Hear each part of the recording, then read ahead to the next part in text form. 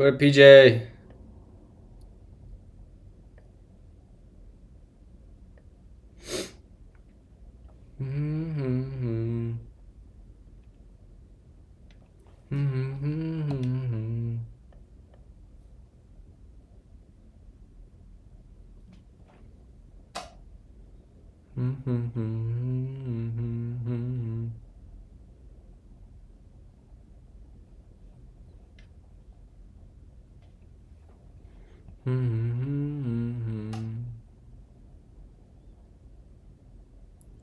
We're doing well. All right, 1 second, chat.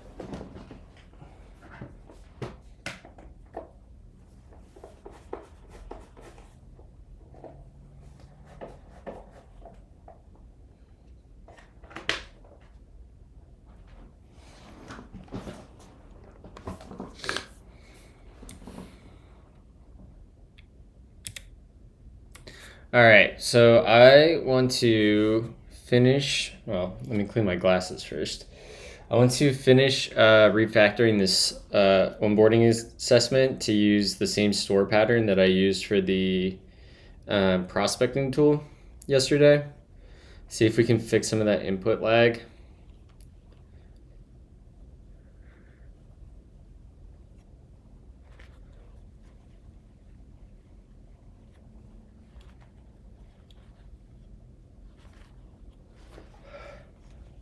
I hate cleaning glasses. So annoying.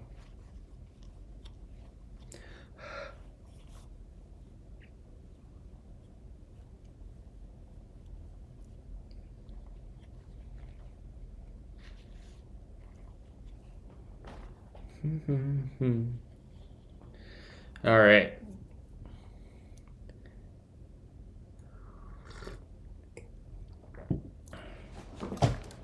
Let's load up data grip. I want to get a fresh start because I think my database is in a bad state right now. So let's move that over here. And let's go here. Delete that user. And we'll just restart here. And refreshing this should get us, yep, logged out. Great. Binding property.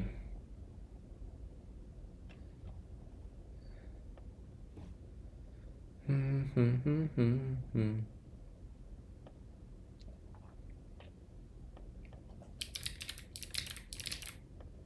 right, so this should kick us into the onboarding flow. Yep.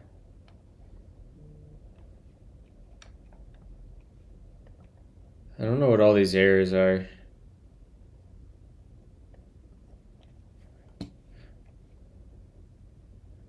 Oh man, I had a bad time with freelancing.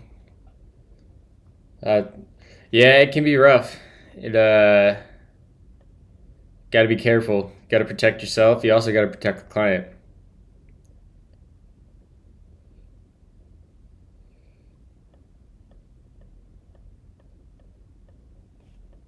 Are we not running the dev server?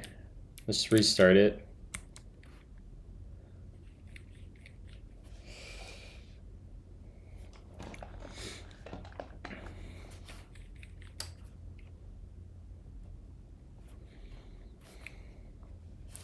All right.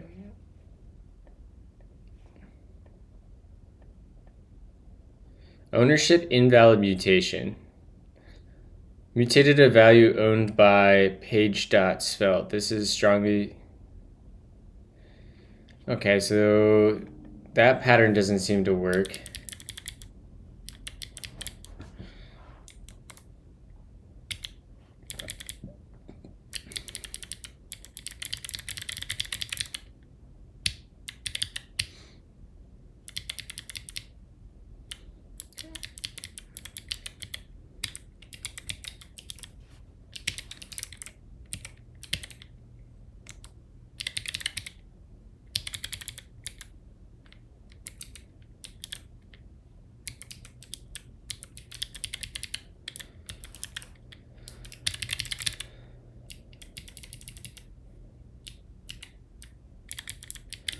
So let's try going back to this binding pattern. Rather than this, we'll comment that out, comment that, and we can come in here and we'll say const, really you can say let, question equals bindable, and this will equal props.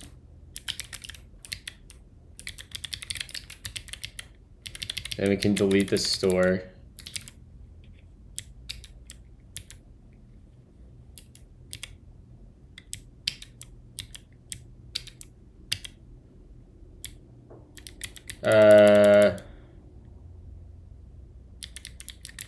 I guess this has to be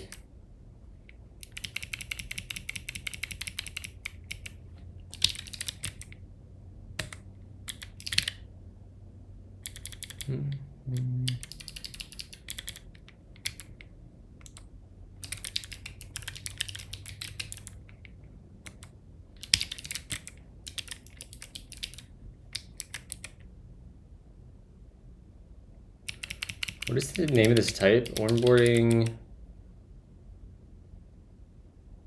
I guess it's text or number.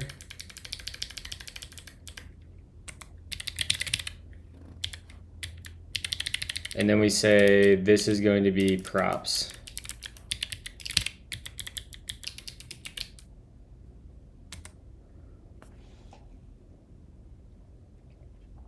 Yeah, a guy friend I was making his blog site, I had to drop it because he did some stuff behind my back that wasn't very nice.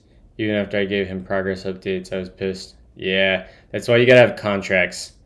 Contracts, if you do any sort of freelancing, you have to, one, protect yourself, and two, protect the client with contracts. There's a great talk called Fuck You, Pay Me. And it has a lot of really good bits in it.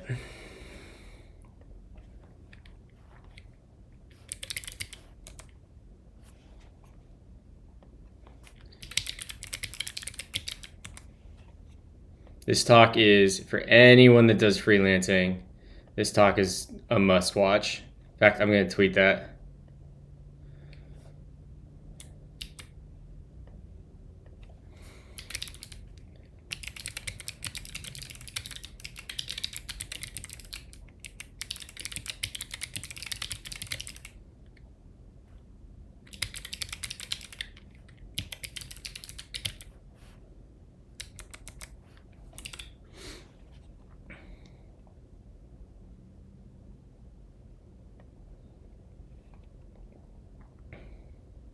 It's not dank mono. I switched fonts, Ethan. My font is Mona Lisa now. I switched a couple months ago. You mean you want to X that? Yeah, I want to X that. Oh damn, I hit 6,000 followers. When the fuck did that happen? That's crazy. I want to read this later. Oh, don't forget about that. Okay. So it doesn't feel like context is the way to do what I was looking at. So let's finish this refactor to go back to binding. I did. Was that you, Ender? I showed that to Justine, and I thought it was the funniest thing ever. It was cursed and amazing all at the same time.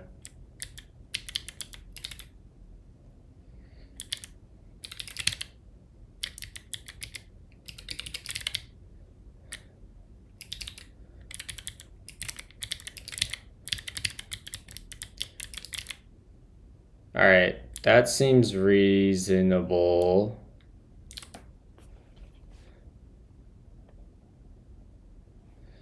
So we're still getting this weird bind issue.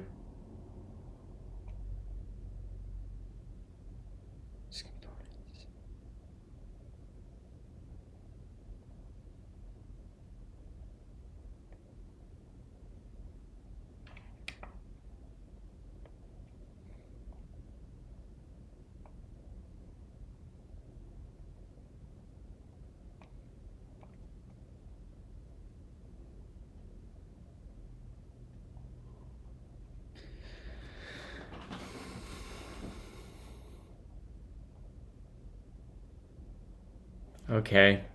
I guess I'll try that too.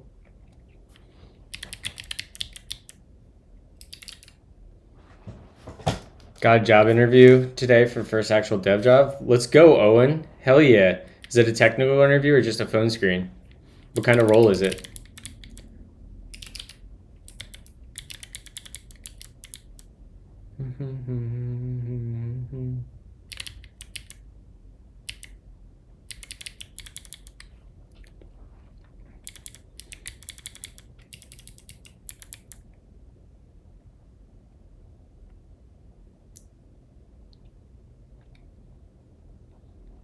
Hmm.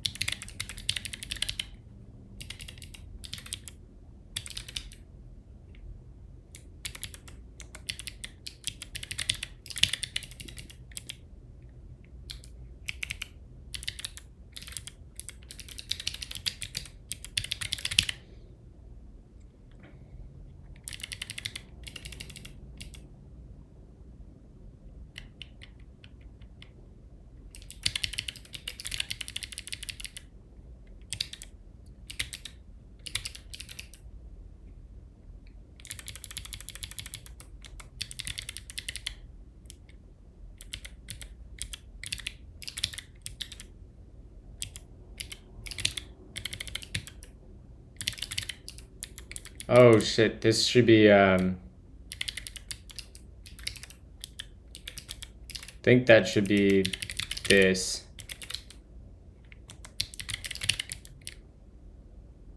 Yeah, that's what we wanted. And then we can do this, actually.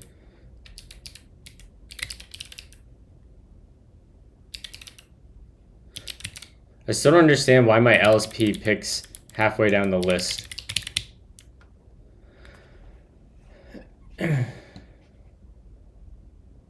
Thanks, Arshad. Appreciate that. Yeah, it's a second interview with 2 tech leads talking to me. Software PHP. Dude, that's sweet.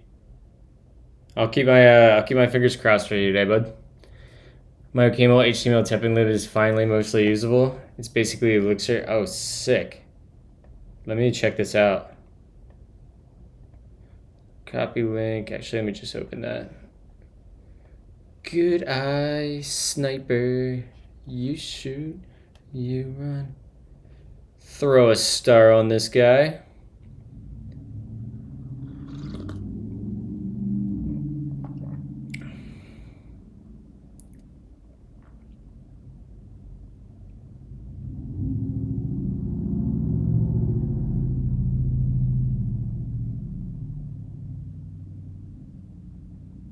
Dude, that's pretty sick.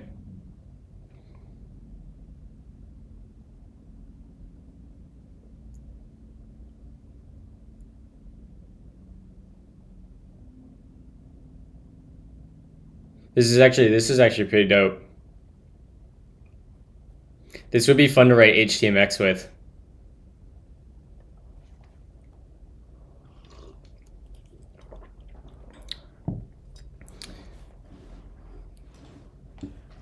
For Cellman, go stream when? I have... You know what? I don't think I have written any Go on stream. I have written Go professionally for like a year and a half.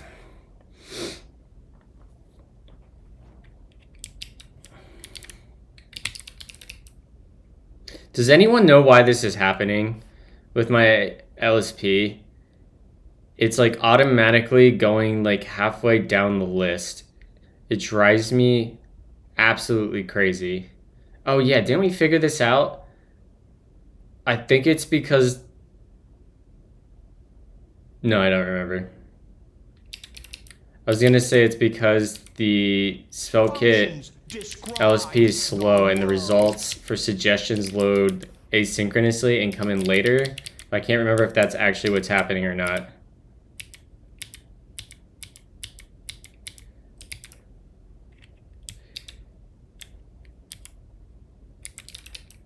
Like, that's so annoying.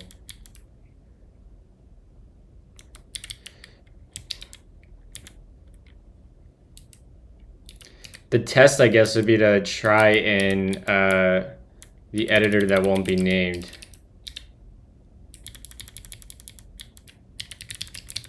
I'll go check out my settings here in a second, but I'm guessing that's what the problem is.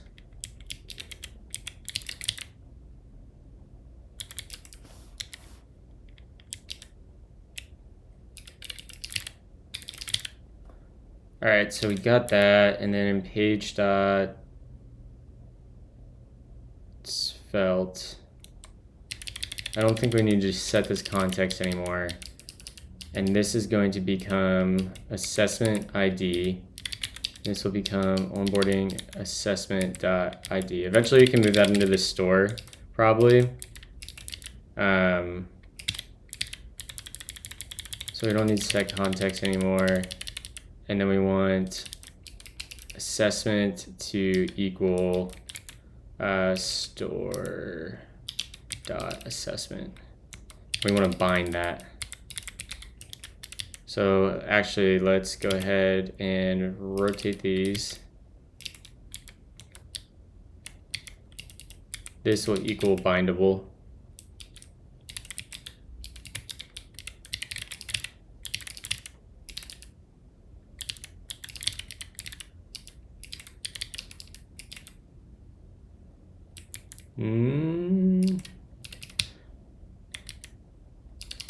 ASS, ESS, MENT. ASS, ESS, MENT. Oh wait, this isn't the store.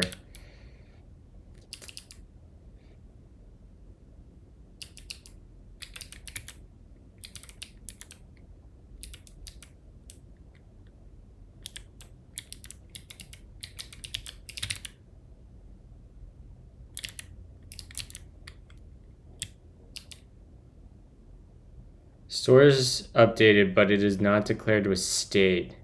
Changing its value. That's actually not true, because the internals of this is declared with state. Right here.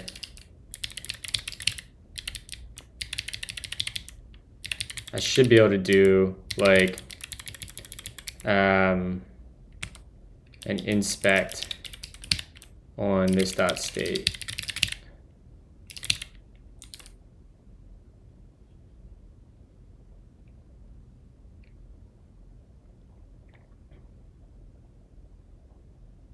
So my nvim CMP setup, I have pre-select equal none, so it doesn't auto-select the completion entry. Oh, that might be smart, PJ. I'll try that in just a second.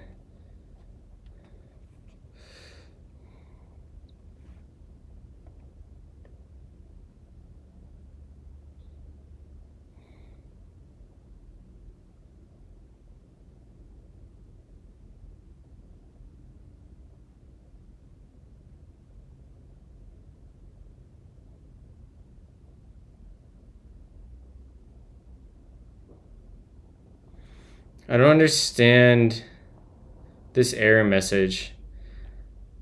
Ownership invalid binding. Source routes authenticated onboarding assessment dot svelte pass the value to source slash routes slash authenticated onboarding base question with bind, but the value is owned by source routes. Consider creating a binding between source routes authenticated onboarding, and I just did that. Is that not what we just did? Maybe I have to restart the dev server?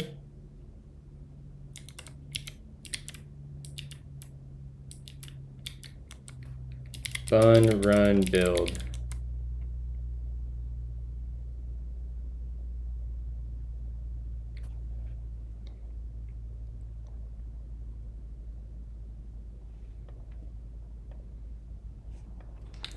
Fun run dev.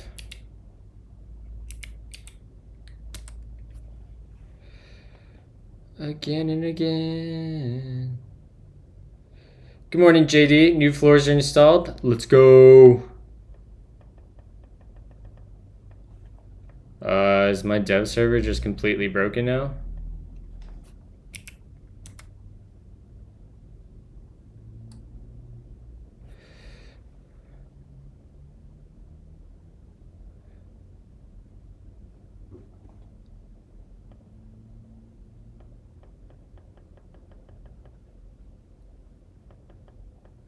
What's interesting is assessment index out of bounds. Okay.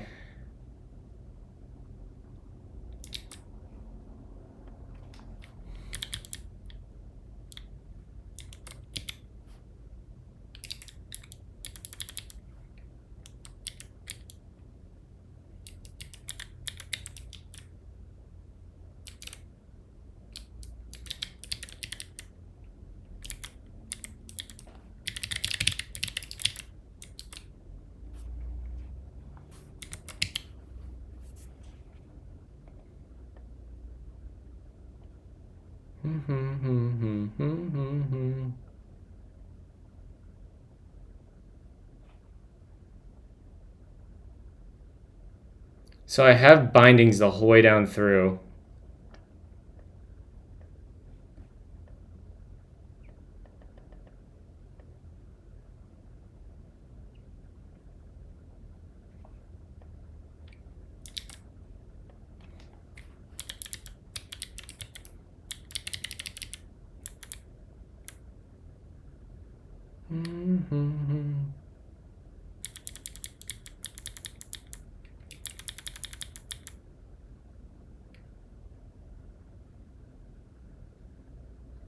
Maybe I just do the store in here.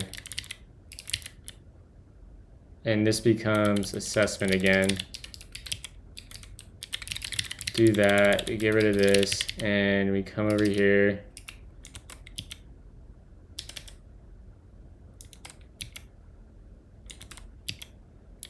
And this becomes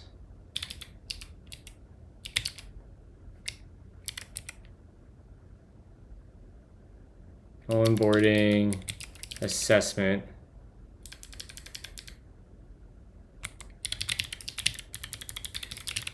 And then we get rid of this. This becomes unbindable. And then we get, maybe we can new up a store in here. And we can just say,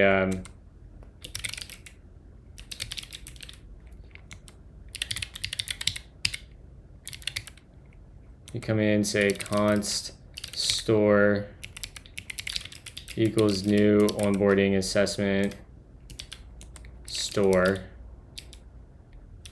and this will get the assessment. Import that.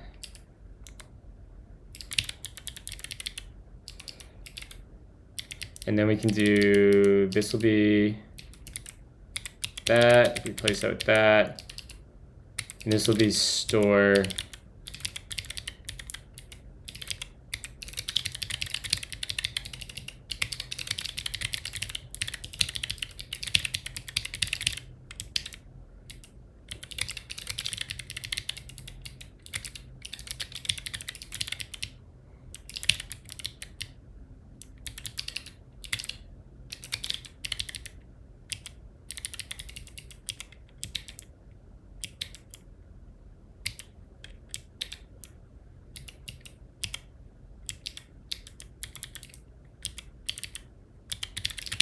All right. Where's the other error in here? Store. Okay, this looks good. How do I tell a company I don't want to be in the interview process anymore because I'm not a fan of take-home tests? They want to cut out front end and a back end in 2 hours. That's all the information they are giving me, and they want me to take on lead responsibilities, but only making similar to what I'm making now, and I currently don't have any responsibilities like that. Yeah. Yep. Yep. PJ's advice is exactly the advice I would give.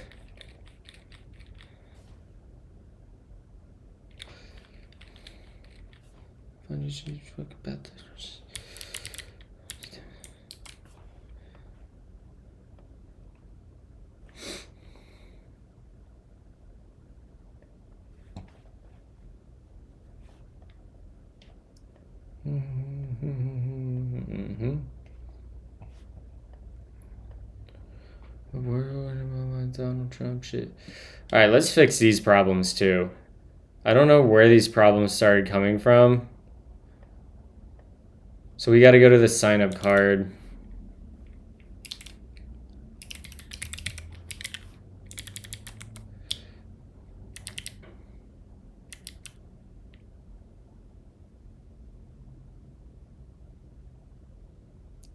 For phone number, first name. I'm not convinced these error messages are correct. Describe the world.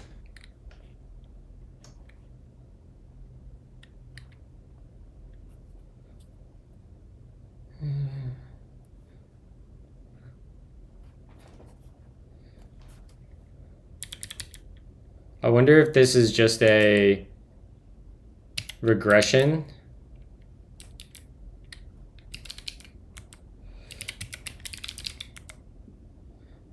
Money, ain't that some shit? I guess this would be super form.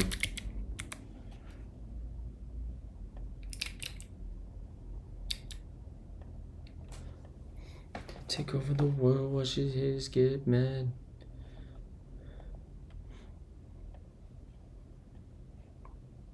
Do they have anything on Svelte 5? I wonder if they have a branch for...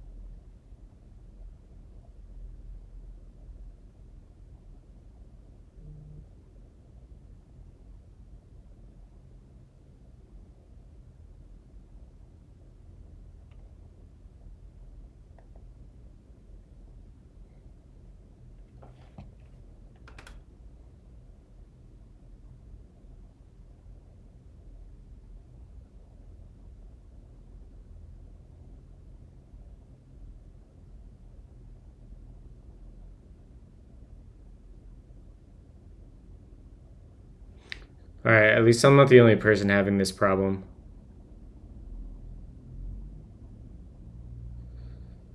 Since the new version of Svelte 5, props are not reactive by default, only if wrapped in bindable. So the generated roots.svelte file was throwing this warning, and now that I think of it, it might also come...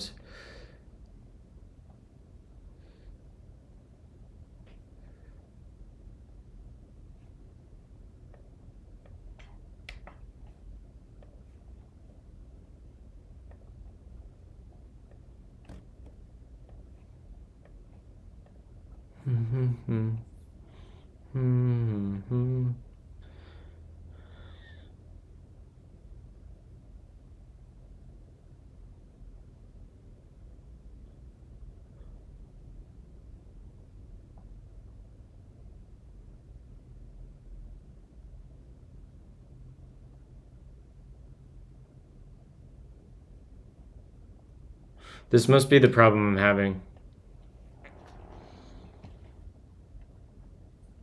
All right, let me catch up on chat here. You reached out to me last year and they wanted the same thing, and I was like, no, thank you. And then they reached out to me again a couple weeks ago, the interview. So I thought it might be weird. JD, you could also take the stance. You could also tell them, like, hey, you know, I've been considering the role and reflecting on my situation. Like, this role, the role that I'm interviewing for with y'all, has similar pay to what I'm making now with a lot more responsibility. And, you know, if it were to be worth my time, I would want to, you know, see a vertical step up in salary or something like that. Dylan, Lamb of God and Mastodon this Saturday at Red Hat. No, but I support you in going to that endeavor.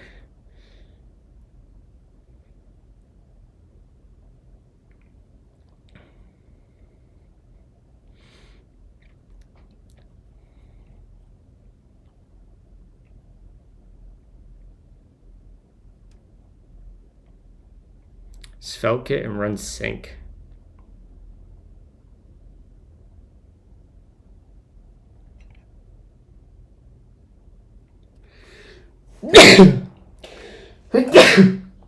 Oh man. Excuse me, chat.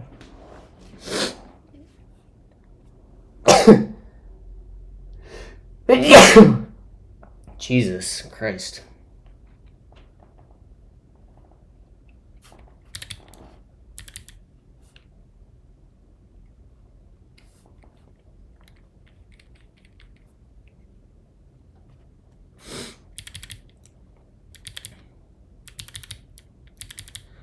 Bum, bum, bum, bum.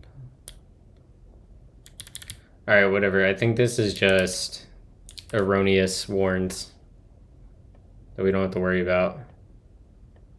I need to run my dev server though.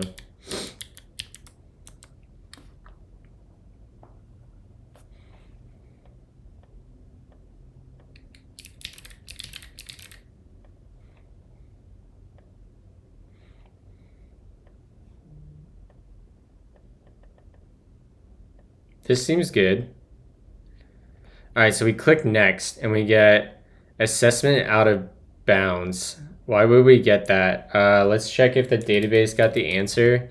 So we should have a assessment answer in here. We do. Okay.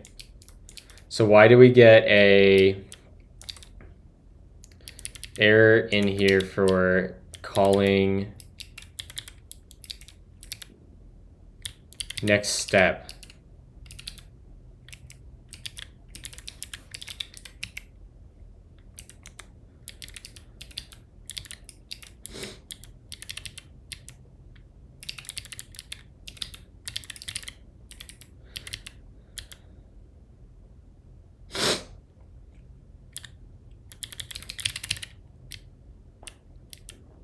If this last step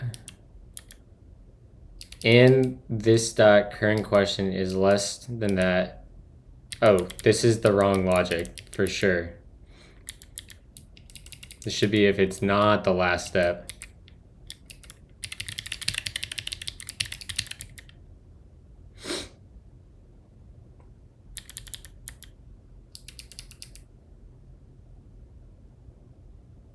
So if it's not the last step, isn't this? I don't think we need this check here, do we? Why would we need that check? Because I think this gets us that check. Nah, that's an extra. We might as well keep it. It's extra safety. All right, I think that should fix it. This should be better now. I think this is just the bug that we were seeing for. That's so much faster than it was. Yeah, that input lag's gone. And now if I refresh, yeah, cool, we're at the same spot. Great. We should get here. This should take us to email verification now. Yep, which if we go to Gmail, we should have this. Here's my verification code. Come and drop that in there. And that should take us to the dashboard. We have the prospecting tool, we have metrics upload, we have the dashboard. Great, that works perfect. That's the exact experience we want. Great. Hail, yeah. I want to actually try to go back to using an option for this, because I don't like doing this here.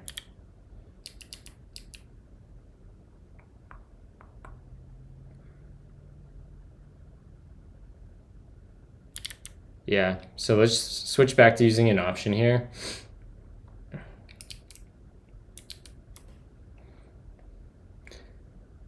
How to use command and option keys with the Voyager.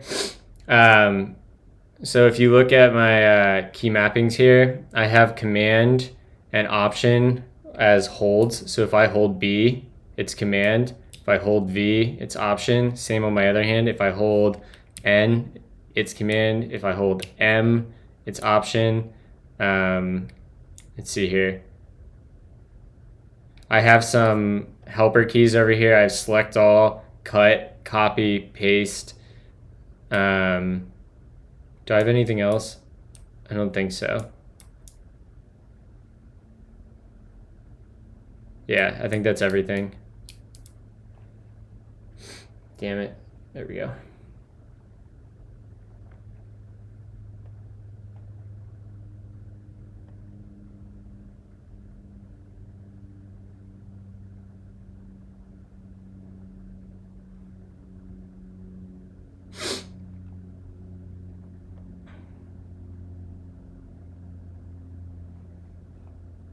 What is the church button? The church button is going to my numpad. It toggles on a numpad layer. So hold on, let me go into insert mode and then church. Now I have my numpad over here. Right? So 1, 2, 3, 4, 5, 6, 7, 8, 9, 0 that.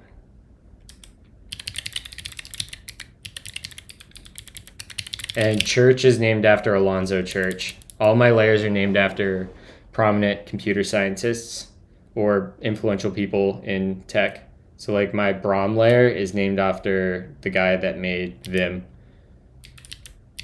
Brahm Moonlander. Or I'm not sure if I nailed his name right there because he's Dutch, but yeah. So this should be an option now. And we're going to bring that in. And that's going to come from here.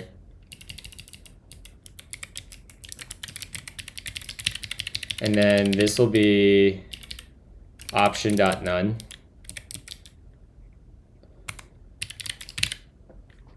And down here, this becomes option.sum.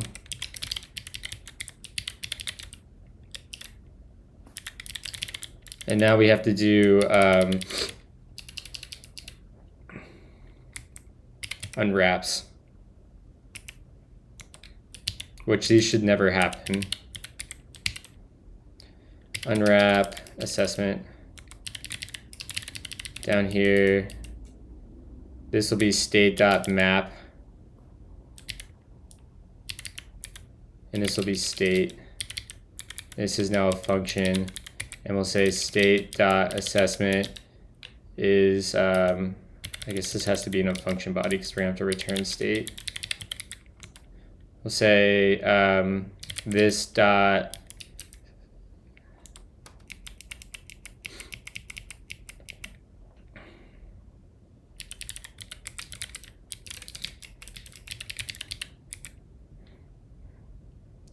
state.assessment is going to equal assessment. And then we return state. We basically can copy that for all these setters. This will be Actually, that's the wrong one.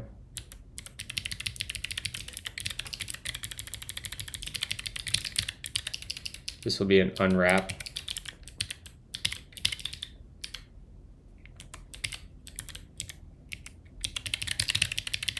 And this will be current question index. And this will be a unwrap, current question. And down here, this can be we can copy our map. And this will be find I, feed to there, speak question, get is last step, get total steps. Okay. Great.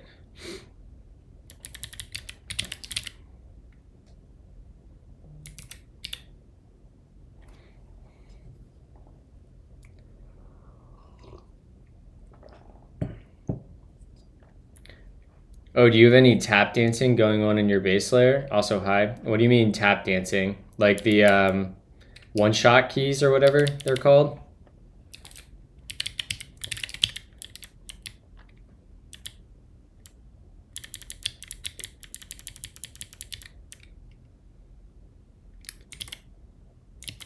Also, shout out to tech support. If you guys aren't following tech support, you should be.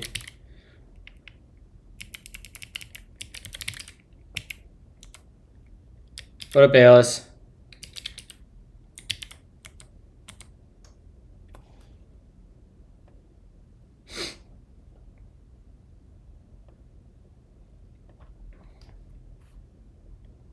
Maybe where a quick tap and a hold do different things to a key. Oh yeah, my whole bottom layer. In fact, I can just go through this real quick.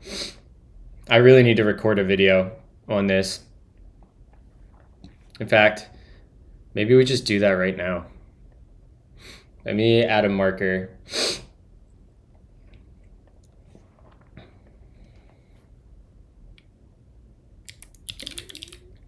Marker, keep layout start. Okay, so I wanted to walk through how I've set up my ZSA Voyager and kind of go through my layers and talk about how I have optimized the layout to keep my fingers close to home row, especially for programming tasks. So on my first layer, we have basically your standard layout with some additions down here, along with this Turing key on home row next to my pinkies, and then this hopper key. So the first important things to cover is this bottom row. So by holding on any of these keys, I get the alternate key. So if I hold on B, I get left command. If I hold on V, I get this left option. If I hold on this key, we're going to toggle a layer called Brom. Brom is my layer with Vim key binds. Same with Z. If we hold it, I have my control. Likewise, on this side, all pretty similar, with the exception of this hopper layer. If I hold with my pinky down here, this activates my hopper layer. Hopper, named after Grace Hopper, has a bunch of like my system shortcuts. So let's take a look at that layer quick. Again, this can be activated on my left thumb or with my right pinky. If we look at Hopper, in here, the important things to note is I have the arrow keys on my HJKL, like Vim, on home row. I have controls for the N key is next for music. The P key is previous for music. Volume controls mute is on M and then up and down. I have my tmux key on this layer. So if I ever want to issue a tmux keybind, I press down my left thumb and then my right thumb, and then I can do my tmux keybinds. Other things on this layer include resetting the keyboard, taking a video, taking a screenshot. I have Option and Command on this row, so when I'm holding down Hopper and I'm navigating text using the arrow keys on the right side, I can quickly press G or this button over here to jump either full lines or individual words. I have some shortcuts for cutting, copying, pasting, selecting all, emojis. I have this church button, which toggles my church layer, named after Alonzo Church. Church takes me to basically just a numpad. I'm planning on adding like more mathematical symbols that you would see on a numpad, like, you know, plus, minus, slash over here. But for now, this is what the church layer is. We have a button to get back to home. Let's see here. I have some controls for controlling rectangle, which is what I use to manage my windows in OS X. So stepping back up into the home layer, we saw that I have these Turing keys on both of my pinkies off of home row. So if we look at Turing, this is going to be my symbol layer. And I've tried to set this layer up to optimize my fingers not having to leave home row. So in this hand, I have all my symbols. So JK are parentheses, L and semicolon are these brackets. I can easily access my string or quotations. Likewise with the other brackets that commonly used in programming. And then these, over time, I've just tried to put these on fingers. So I use equal probably the most out of all symbols for like variable assignment stuff. So that's right under my index finger. Yeah, so this is kind of just set up to optimize for not having to leave home row when I'm using symbols. So the other important layer I have is my Brom layer. This is named after the creator of NeoVim, who passed away last year. But on this layer, I have all of my NeoVim shortcuts. So I have tools for controlling Harpoon, which is a plugin that lets you jump around different files and bookmark them. I have hotkeys for jumping half a page up, half a page down, toggling word highlighting on and off. I have these buttons over here.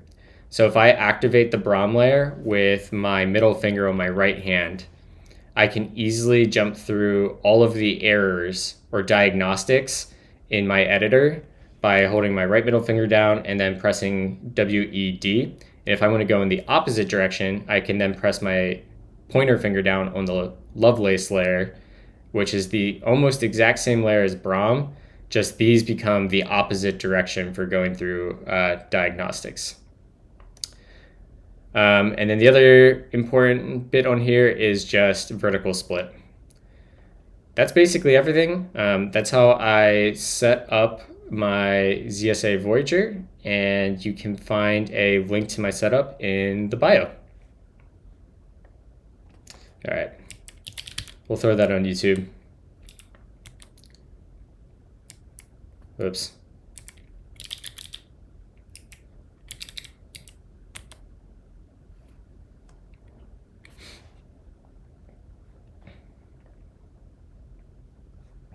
Hopefully that was I felt like I felt like I nailed that pretty good for a first try and no no preparation.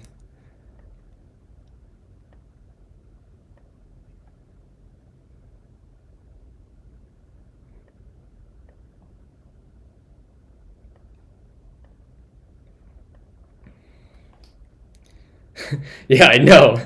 I was ready to have to like tell Kyle to cut things and edit things out, but that was a pretty good just like straight through shot.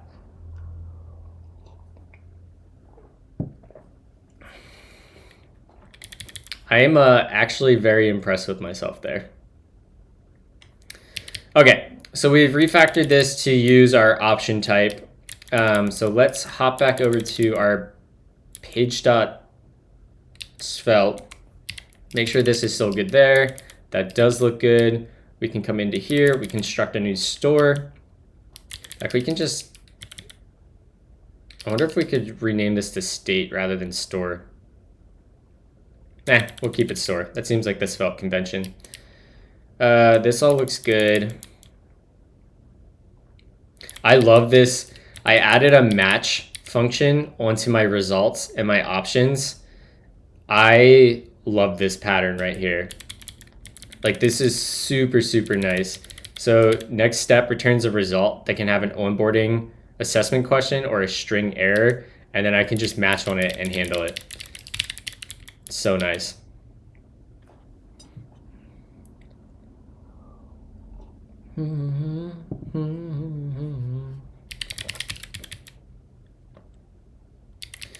Okay, so now we want to, I think we're done here. I think we're gonna actually get into Rust now. So let me commit this. God damn it. Let's kill the dev server. We have to do some small maintenance before we start Rust. Refactor, onboarding assessment to use a store / class.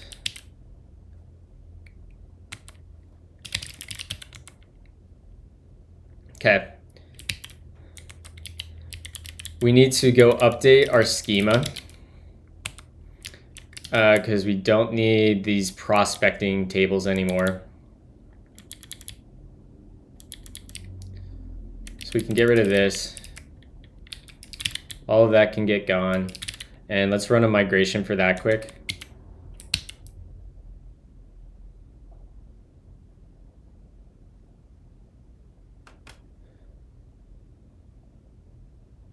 That type of keyboard is expensive, dude. I tried to get one, can't find under $100. Yeah, the Voyager is like $350 or something. I didn't pay for it, admittedly. I mean, I would pay for it. I am a big fan of anything that makes me more comfortable and improves my quality of life, because I'm going to be using it for 8 to 14 hours a day, every day, basically. Same with my monitors, my desk, my chair, my mouse. Like, if I'm going to be spending this much time sitting at a desk working on a computer, I want to have quality stuff that is ergonomic and I enjoy using. So I am totally okay with spending on stuff. That's why I pay for fonts. Like, if I'm going to be staring at a text editor for 8 to 14 hours a day, every day, I want it to be pleasant. But fortunately, I had a new hire benefit at Vercel that I had a bunch of money I could use for home office stuff, and I bought my key with it. All right, let's see if we can run a drizzle migration here. This should be drizzle generate, and it should hopefully drop some tables here. So this will be green prima, drop table, perfect. Then we'll run npm run drizzle migrate.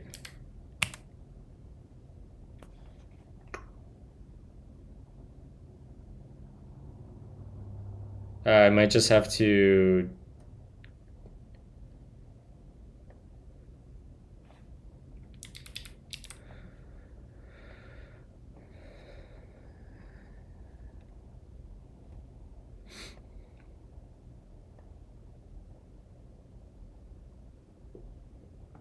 all right, the transaction failed. Let's just make sure. Oh, it just had a name. I'm just gonna drop all the data right now. Okay.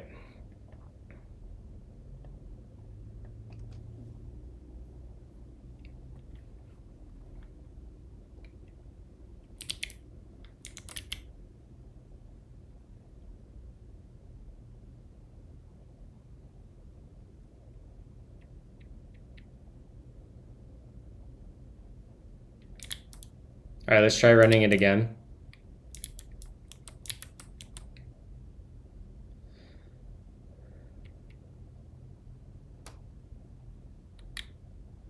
Okay, so drizzle just completely failed again.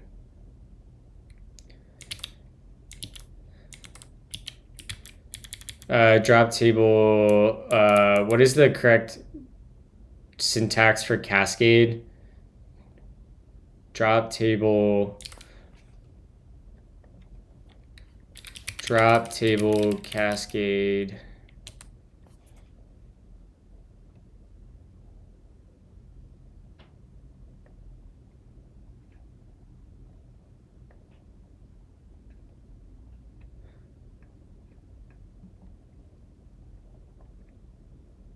Okay, do I just end it with cascade?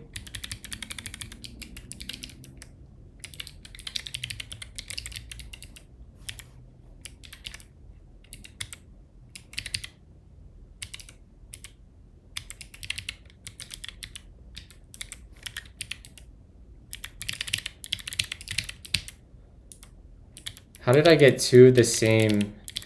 It tried to drop the same table twice. You see this?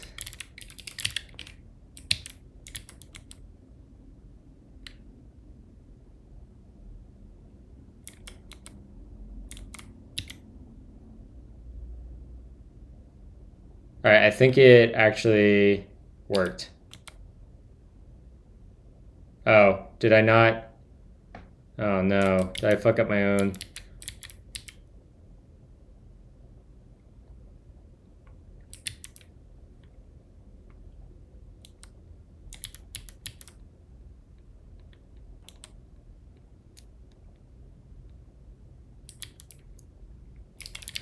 I can just drop it, it's fine.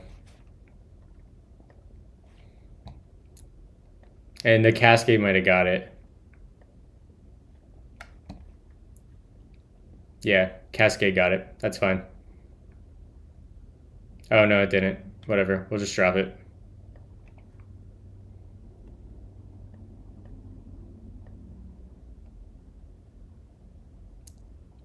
Okay. So the next thing we need is we need to make a little basic job queue, right? So our Rust server is going to, let me explain what we're going to start building today. So once the user gets into the dashboard, which let's just run through this quick. Let me bun run scripts, C tenant. Whoops.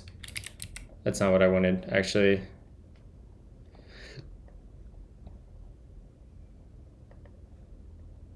Let me drop that. There is a script in here for seeding a user, bun run scripts / seed development data. Yeah, there we go. So I should now have a user, and my login should be, once I get the dev server running here. Yeah, data grip is awesome. This is data grip. Let's see here, bun run dev.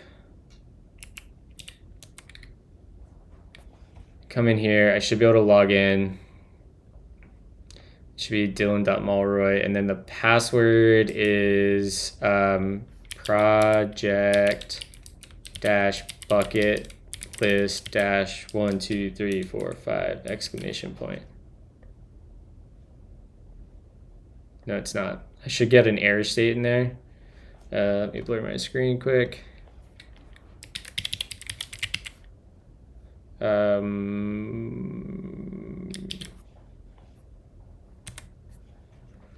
Localhost. There we go. Okay.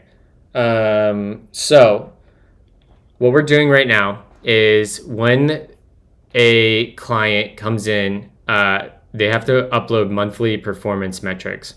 So they'll come in here and they'll click upload, and they'll come get, where's an example of this? Let's just say this file right here. They'll come, they'll upload it, they'll click upload. That goes to Supabase. So if we close tabs to the right and we go to Supabase, we'll see we're using Supabase for blob storage. We should see in here now performance metrics for my user, and here's what I just uploaded. Actually, that's not what I just uploaded.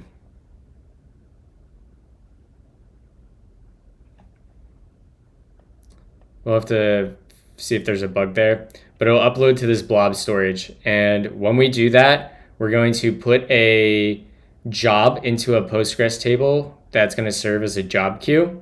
And then our Rust server is going to be polling or subscribing. I don't know how I'm going to do it yet. Either way, it's going to be looking at that job queue table. And when it picks up a job, it's going to handle it. In this case, the job is going to be parse like Excel spreadsheet. So it's going to take this Excel spreadsheet, and I'll show you what this thing looks like.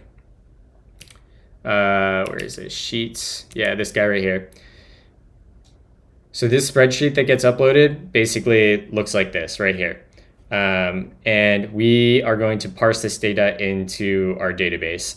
And then eventually we're going to derive all of this data for reporting and build a dashboard around this data.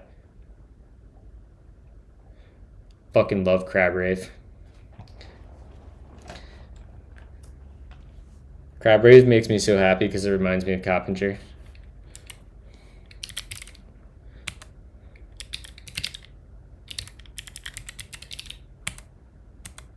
Shout out to Coppinger. If you're not following Coppinger, you're missing out.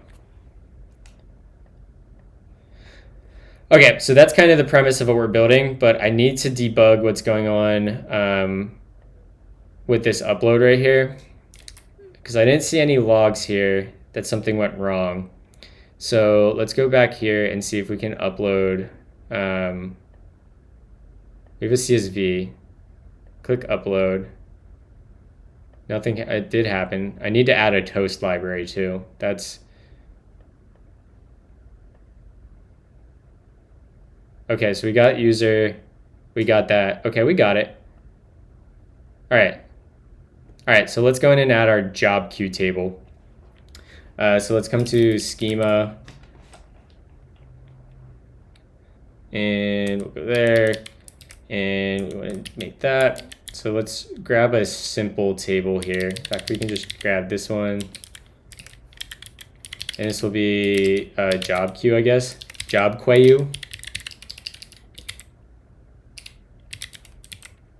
Job queue. Yeah, I'm on Postgres. Do we need a user ID? I don't think we do. We do want to type though, so let's make an enum. Do I have any enums in here already? I do. Where are they used? All right, let's yoink you. Come down here, and we'll make, this will be, change to T. This will be job. No. Job type. And we'll just have metrics upload. Process metrics. Process metrics.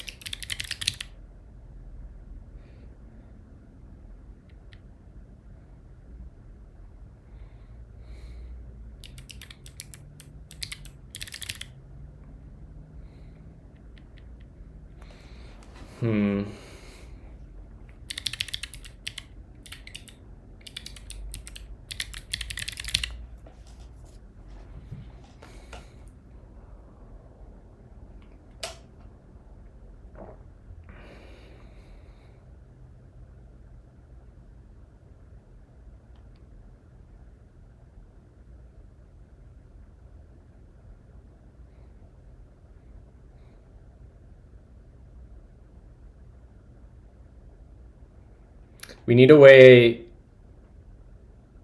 to store payload or metadata.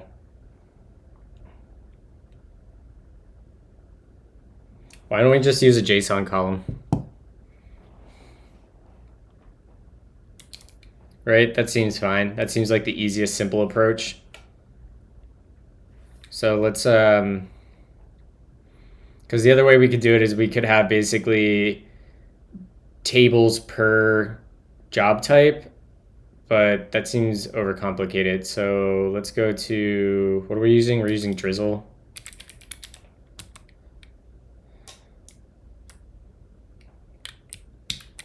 And we want to look for JSON. Column types. JSON, JSON B. We'll take JSON B.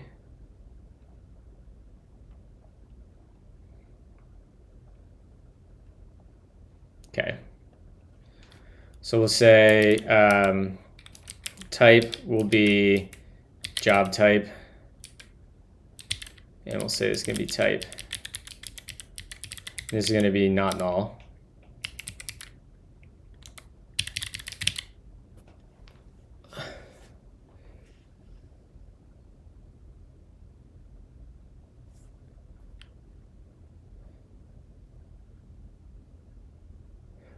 You probably just want JSON if you don't want querying indexing into the field, no. I thought you would want, I thought it made sense almost always to use JSON-B because it compresses it. I actually don't know for sure.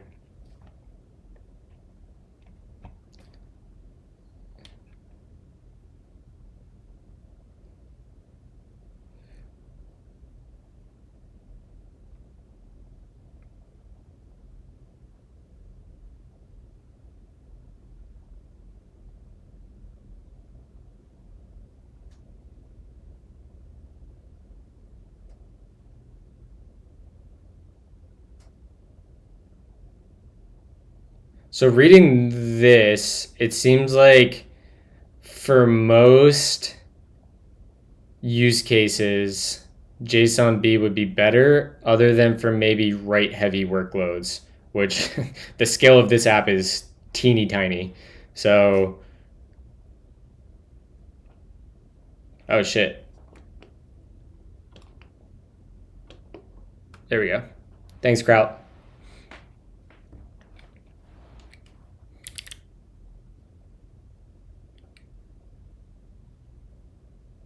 And we probably want a lock on it.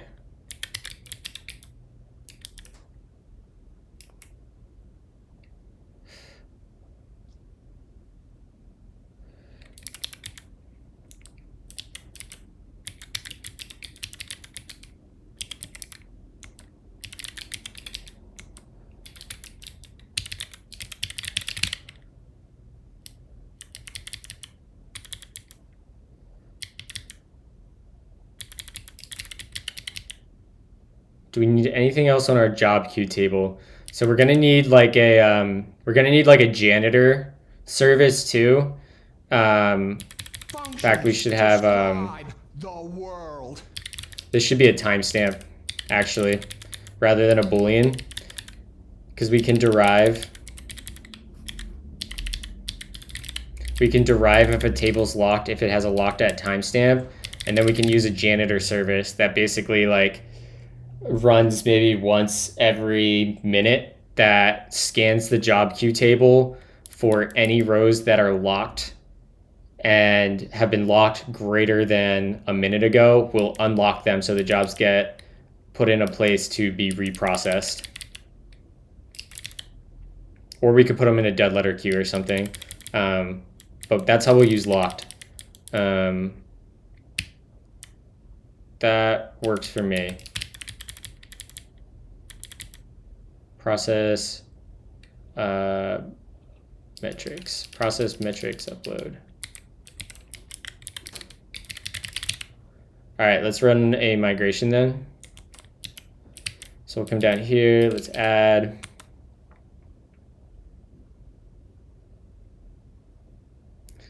Oh, we forgot to add our payload. Whoops. Locked at, and we'll say payload will be a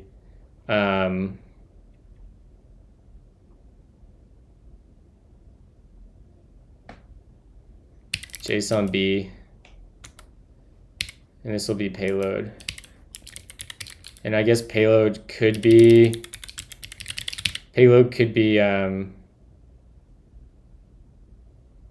empty.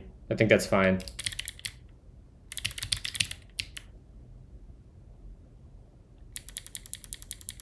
Thank you.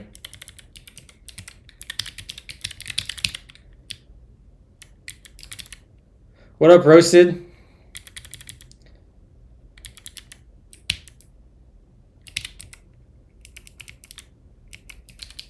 So let's do this, and then we run generate. And let's go look at that file, Firestar.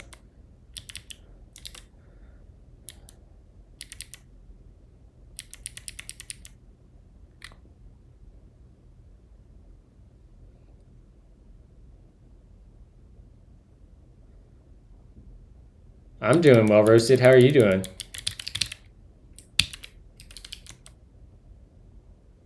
All right, let's apply this now.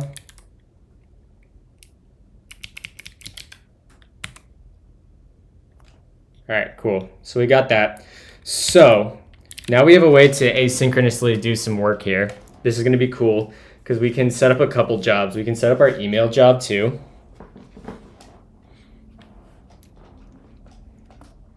Off work for a couple weeks now? Hell yeah, dude. You going on vacation or anything, or just chilling at home? Also interested by my prelude library. Ooh, say more. I have it actually pulled up right here.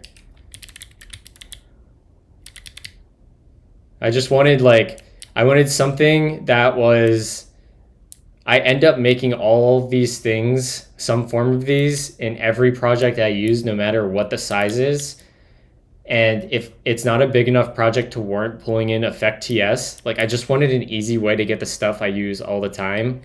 So this is kind of what Prelude was born out of. And it's working actually pretty well. I'm using it in my freelance project.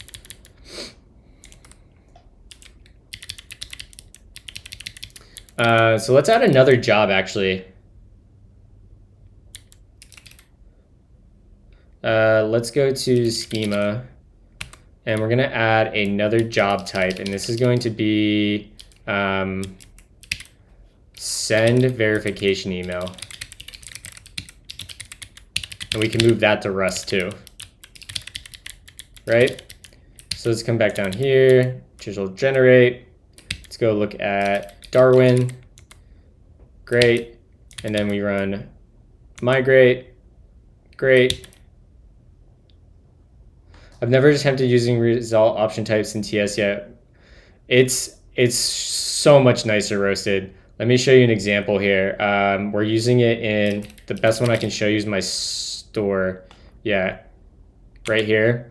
So in Svelte, especially in Svelte 5, it's going to become a common pattern to use classes as state, because you can make it deeply reactive. But the implication is you have to instantiate it with this state thing. But I don't get my state until data loads later. So I'm just using option none here. Right here, next step, I have just this. In fact, I should just make a better error here. Check this out. We'll do class assessment index out of bounds extends tagged error. I stole a bunch of ideas from effect here. Should be able to bring this in now. I don't know why that's not giving me the import. But if we come in here, we can say tagged. Oh, I didn't export it. Okay, hold on. I'm an idiot. We're going to have to do a quick little release on Prelude. Let's go to the index. And in here, I want to export star from /error. Not that.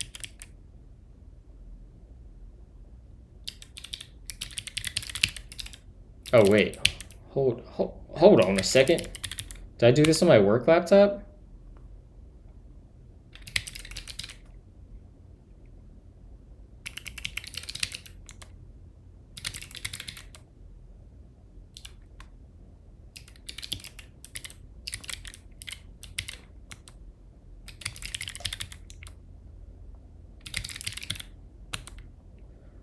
Hold up.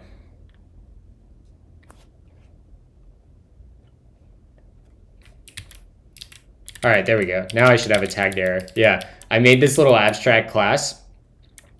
Can I do as const? Can I do const? Can I enforce that this is a const? I guess not, right? Doesn't matter. Anyways, in fact, I can use TypeScript's new, we can make this even better. Delete to, why can't I get this? Oh, it's bringing finger. Ha. And we can say, rather than that, error instance of tagged error. And this shouldn't TypeScript be able to infer, right?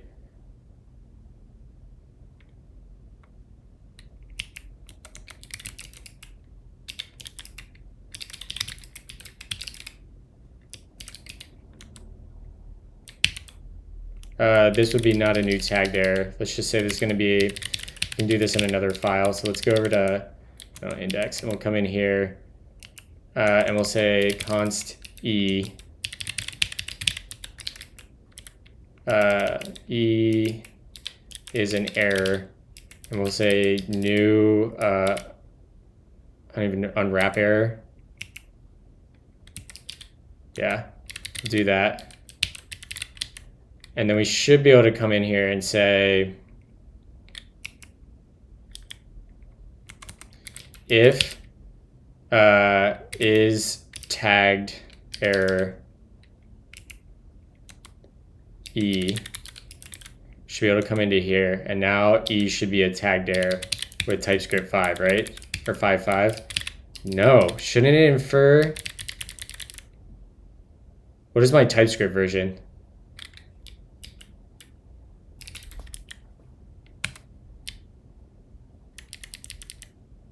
5.5.3. TypeScript 5. No, Jesus. 5.5 infer predicate, infer typed predicates.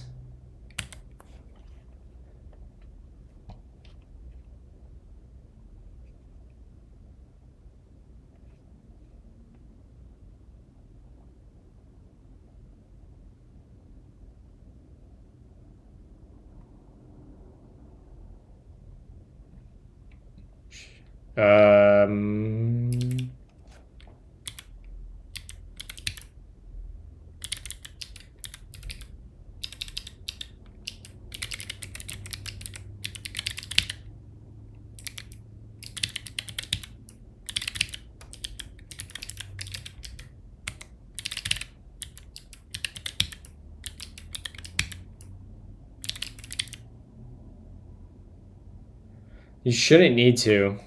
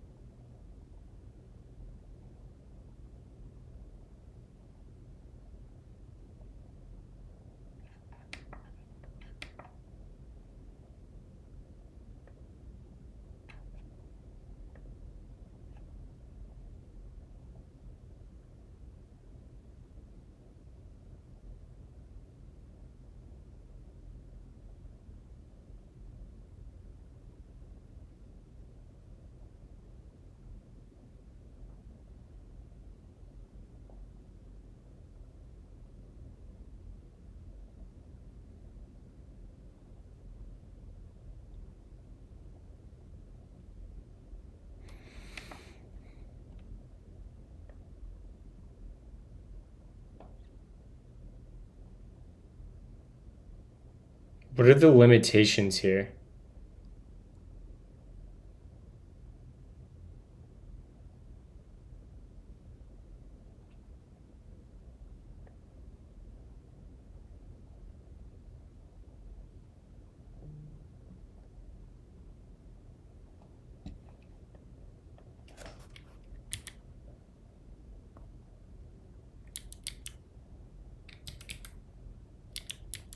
It doesn't look like it because they have that bird class there.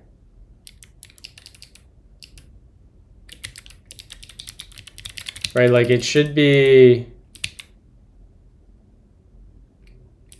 inferring it. Speaks the gospel of the camel. I speak the gospel of the Thank you, dunes. Ninja. The I don't know. sadness in my veins. I'll ask Come ride a camel with me. I'll figure this out later, but We're just going to do the predicate ourselves for now.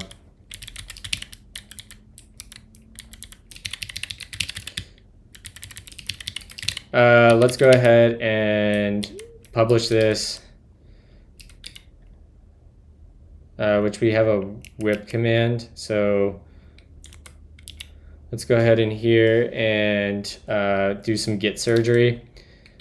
It's clear, and we're going to git log, what is it, like 2? Yeah. And we'll just do a git commit, and we'll say export error module. And then we'll come in here and we'll say git rebase dash I head 2, and we'll squash squash that into there, yoink, and we'll reword this. This will become reword. All right, that looks good.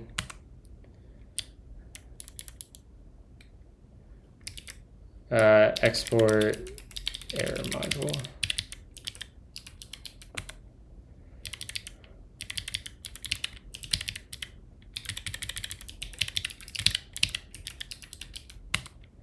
Cool, git push fours with lease. What are we listening to?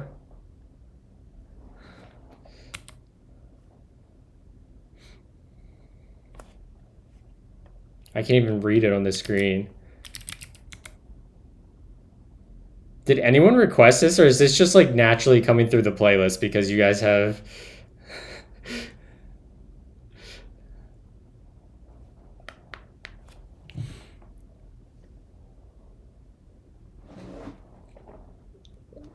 Gotta go throw my mug on the charger. Charger? Charger.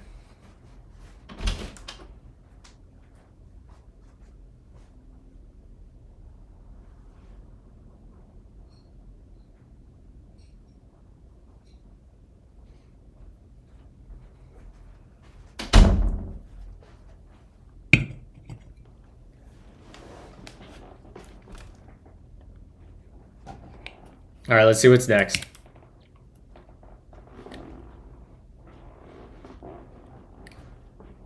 By 2 feet. All right, we want to do an npm publish. No, we need to do npm version minor. Yep, minor. And then we'll do npm publish. Actually, I have to commit that. v 0.3.0.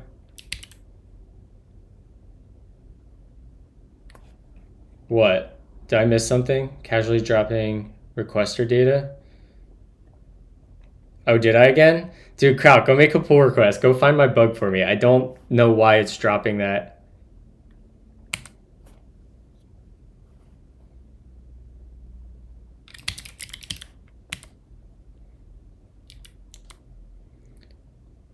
Morning, got Chad saying working my project yesterday. Let's go, Rohan.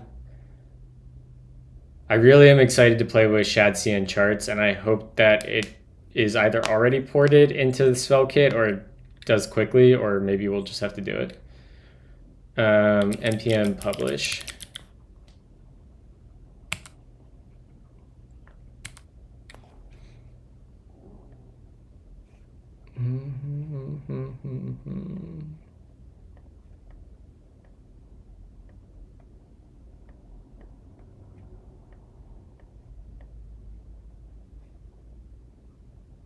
Damn it, I forgot to fucking build. I'm an idiot. Damn it, damn it, damn it, damn it.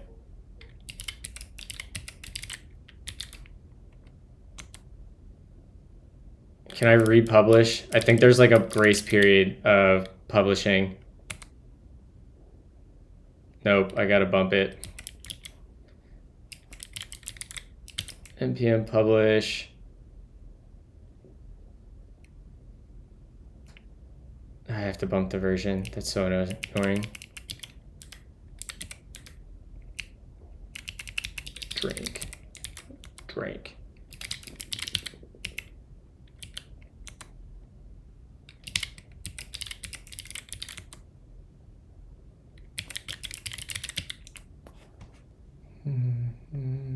All right, there we go.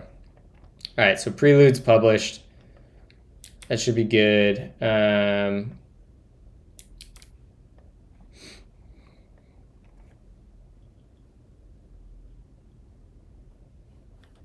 It uses OAuth and 2FA. Whatever, I don't care. I'm the only person using this. It's just for me and Roasted. Me and Roasted are the only users, so.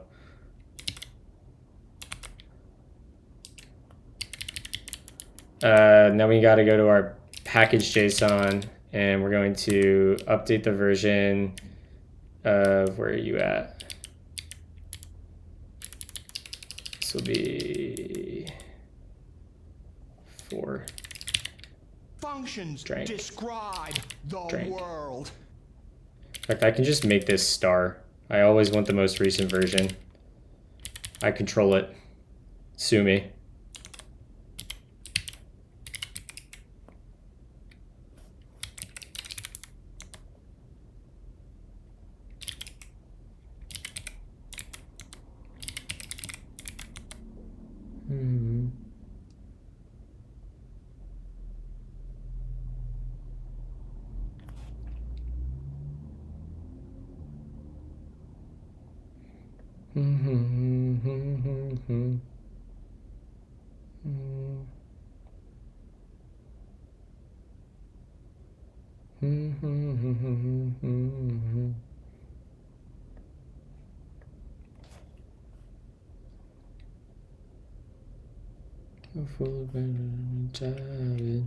Okay. So back to what we were doing here. Whoops. We were in the store and we were showing Roasted the tagged errors, which we should now have. Yep, there it is. So we have a tagged error. This should force me to, yeah, it has an abstract member that needs implemented. Perfect. So I need to come in here and I need to add my tag. Is going to be tag equals, we're just going to yank and word that, do that as const. And then over here, rather than returning a string, we're going to return an assessment out of bounds. This needs to be error. And then down here, this is like, yo dog, no. And this will be, in fact, we can make this even better. We can add our constructor. And the constructor will take a index, which will, and a length. And we'll say this is going to be, index will be a number, and length will be a number. Whoops. We'll come in here and we'll say super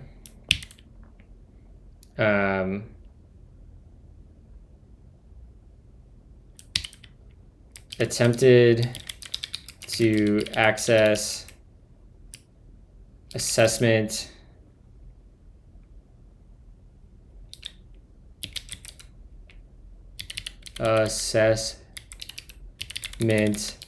questions array. This should be changed. We're using at index,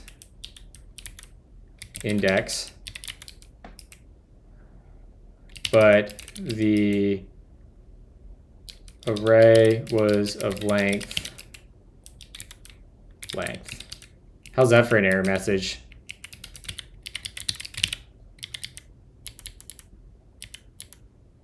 Of course, I had a typo, classic me. Boom.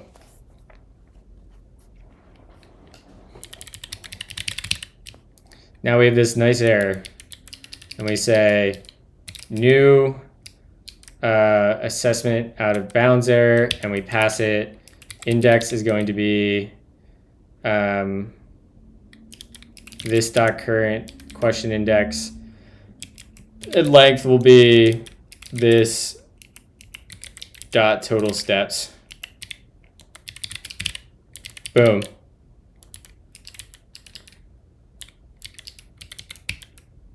Damn. Attempted to access assessment questions array at index, but the array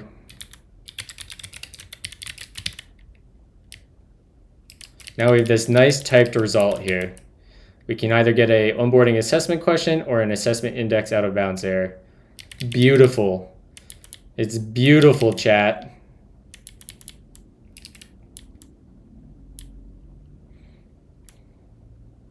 In fact, we could even come on here and be like, read-only index is a number. And then we can say read-only, well, this should be a read-only tag too.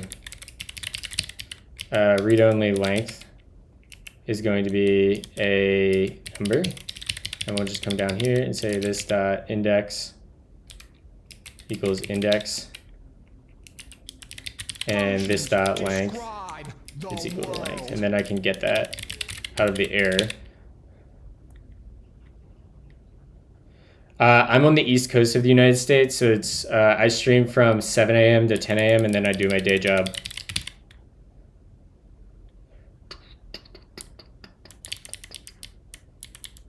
So if we go look at assessment now, I could actually I have this match statement up here. And this error will be a, once I fix this, LSP restart. LSP restart. This error will turn into that class. Assessment out of bounds error. And we can be like, change in here. Attempted to access questions at index. This doesn't make sense to log here since we already have the error message, but just as an example, we could do error dot index.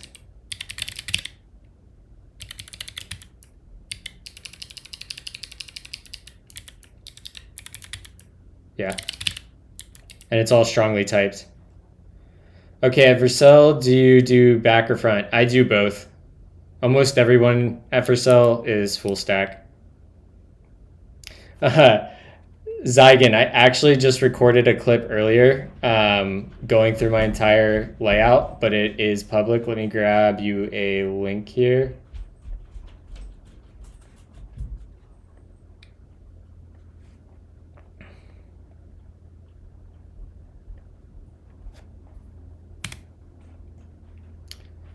I'm gonna tweet out a link to the video later this week, and I'll have it on stream. So if you come back, I'll have a command to get the video. Or if you subscribe on YouTube. I don't do a lot of YouTube content, so it's not like I'm here just shilling for subscribers.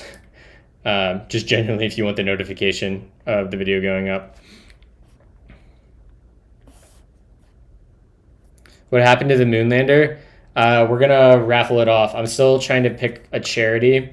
So I switched from the Moonlander to the Voyager because the Moonlander was just too big for my hands and it was causing some wrist and forearm pain, which has already gone away since I've started using the Voyager. And I worked with ZSA. I'm gonna next the song because this is, sorry, I bet this was requested by Kraut. That was a little aggressive for what I'm feeling right now. I worked with ZSA, even the CEO, reached out and sent me Google Photos videos of things to try with angling and tenting the Moonlander, and we just couldn't get it to a point where it was making my wrist feel good. So we're going to raffle off the Moonlander. I'm going to set up my Twitch subs so it goes to charity rather than me. And then we're going to run that for like 2 or 3 weeks. And if you donate to charity through subscribing to me or just like show proof that you donated, it'll count as an entry and then we'll pick somebody out. Moonlander is a keyboard. The Voyager is my current keyboard. I can show you the keyboard that I'm going to raffle off.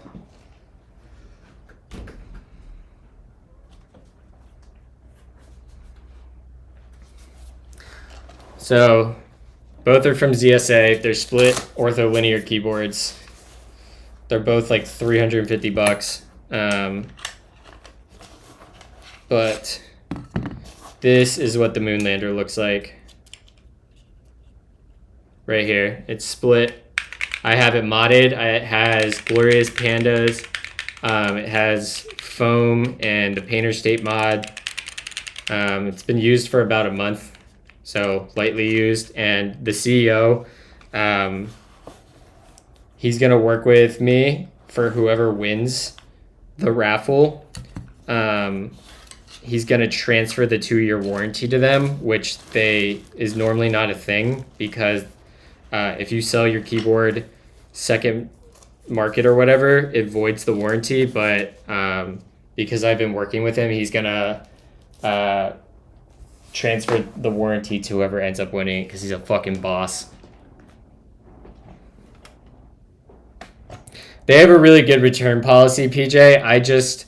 I bought my Moonlander and then I was traveling for over a month, so the return policy was over before I got it set up and started using it. So it's my my own one.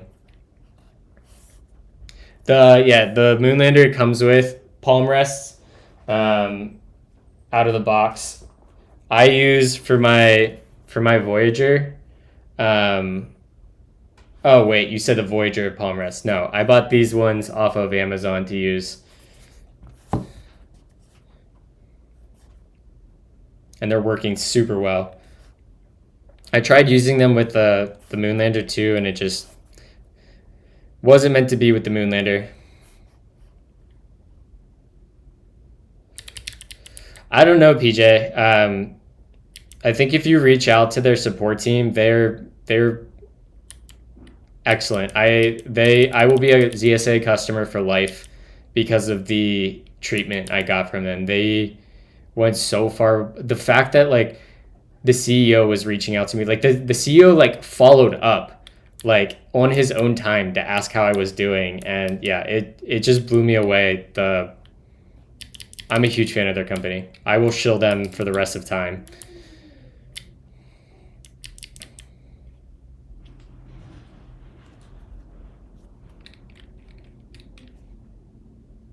Okay, so we have this working. We need to now go in the sign up flow. Sign up on the server. We need to submit new jobs to the queue. So let's come in here. So when we sign up, we do this thing right now where we send this client email. We're actually going to move this to Rust. So this will be the first Rust bit we write. So rather than doing this, let's say in here, we will, what will we do here? We'll say await transaction dot insert, and we'll insert into job queue dot values. What does this have on it? A type. Oops. This will be send verification email, and then we need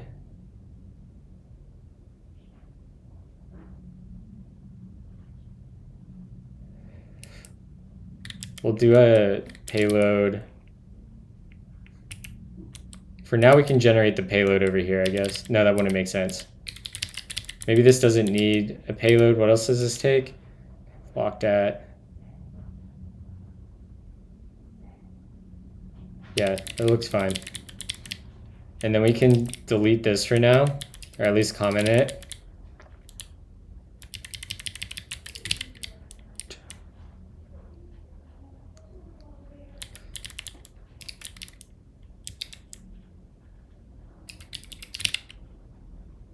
All right, I suppose we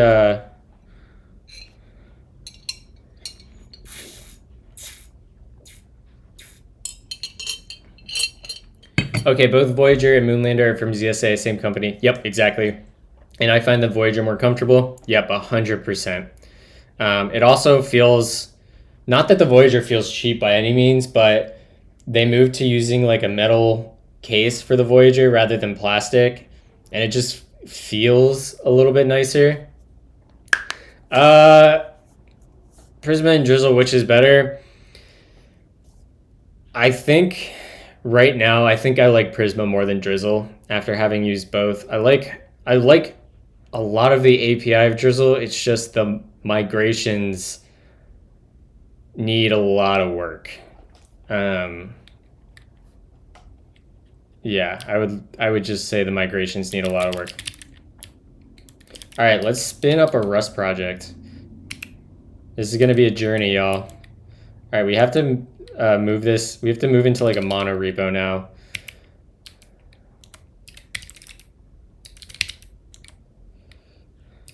Functions describe Job the queue. world.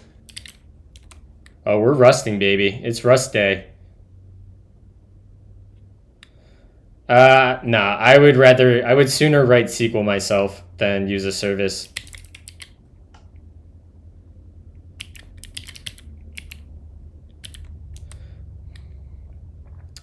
So how do we want to set this up? How do we want to set the repo up?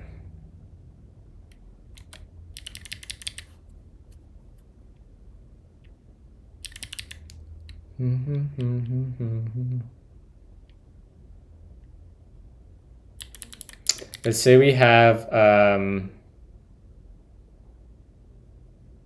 packages, I guess.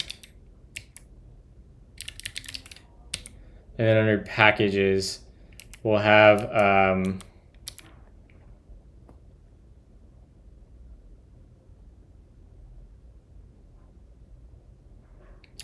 guess web or front.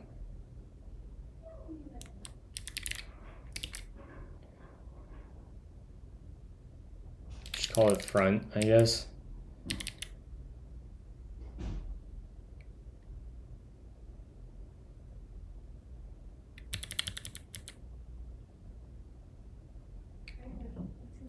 Maybe UI.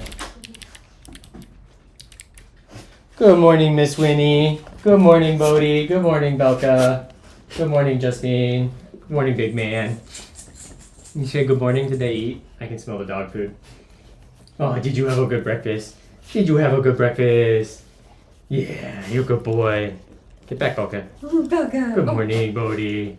Bughead. Oh, you like the ear rubs. You like the ear rubs. Did you bughead? Mwah. You good boys.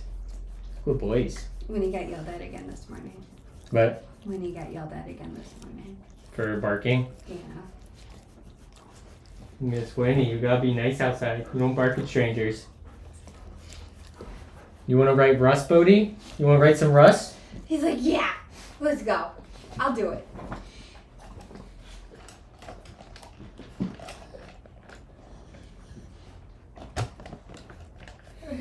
Belka, did you want to write the rest? Alright.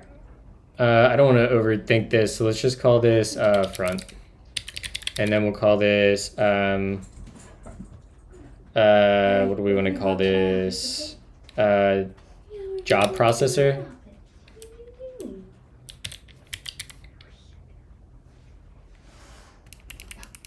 Your paws are all wet.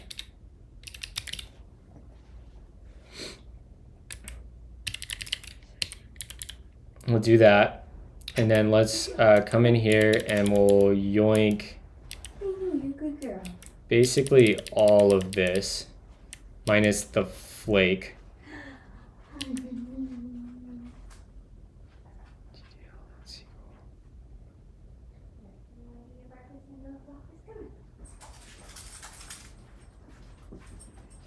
Actually, there's an easier way to do this.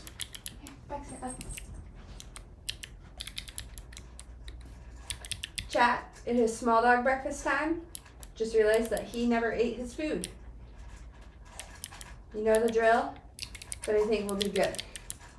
All right, so there's that, and we're gonna take you, and you, go into front, paste that in, go hit that, up, you, into there, yeah, up, scripts, source, scripts can stay, now we'll go in.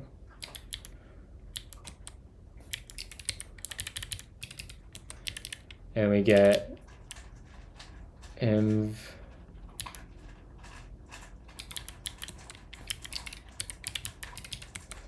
and we'll grab you.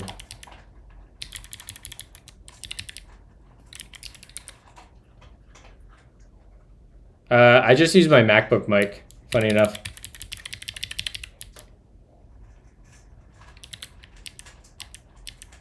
What is Flake? That's part of Nix. I used Nix as for my package manager.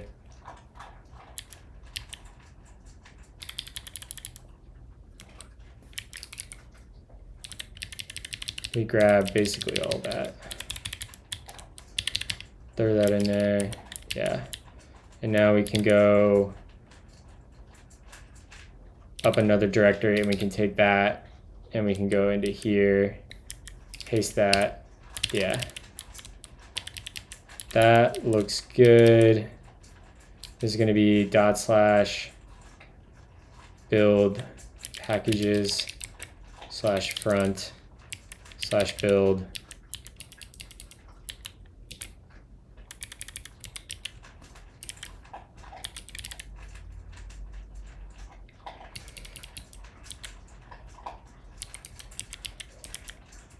Functions describe the world.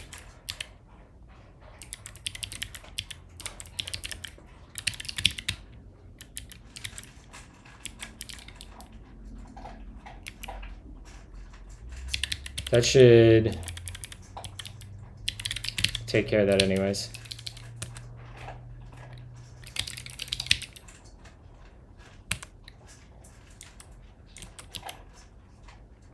Yeah. All right, so let's change directory. Just make sure we're good there. And let's change directory into packages front. And let's see if we can run our server still. And make sure we're good on that front. That looks like we're good.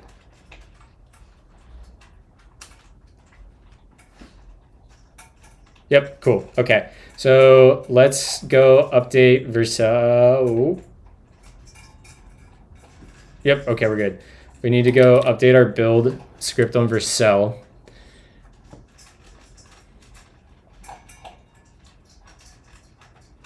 I don't even remember where to do this. It's so funny that I only know Vercel for the parts of the app I work on.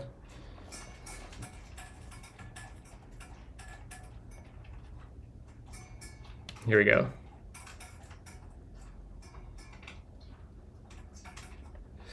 This will be packages /front.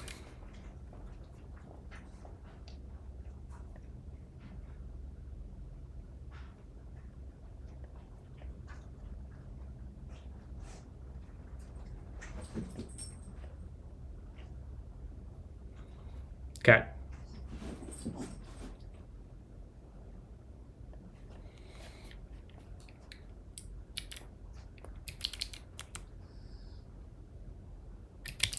Functions describe the world.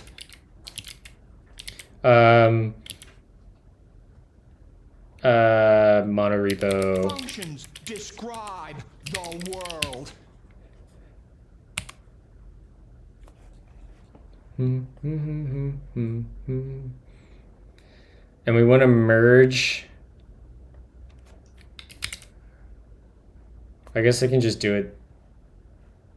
Nah, let's do it from the GitHub UI.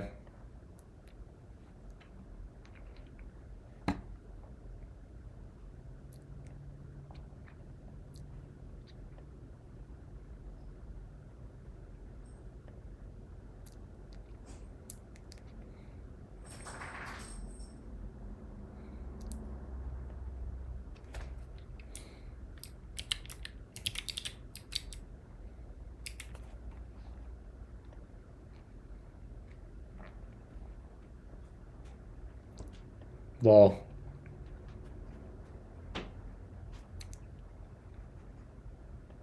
No, what the fuck? Durem should not be in there.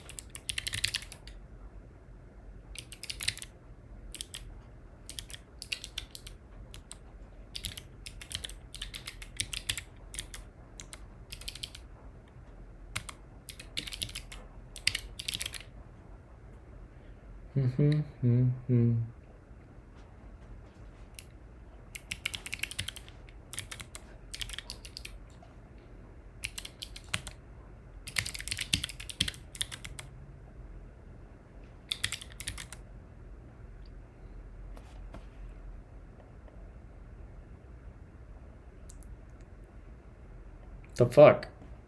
Did I not just delete .durenv?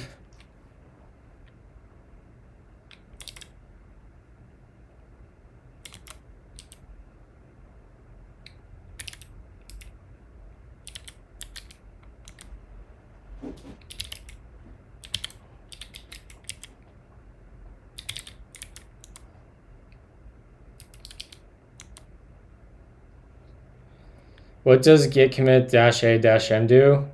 It adds everything. It's like doing git add -a or whatever. Speaks the gospel of What the up, Kyle? camel. Oh, Kyle, speak the I gospel of have the markers dunes. on this video. The sand is in my veins. I recorded something earlier. Come ride a camel with me today.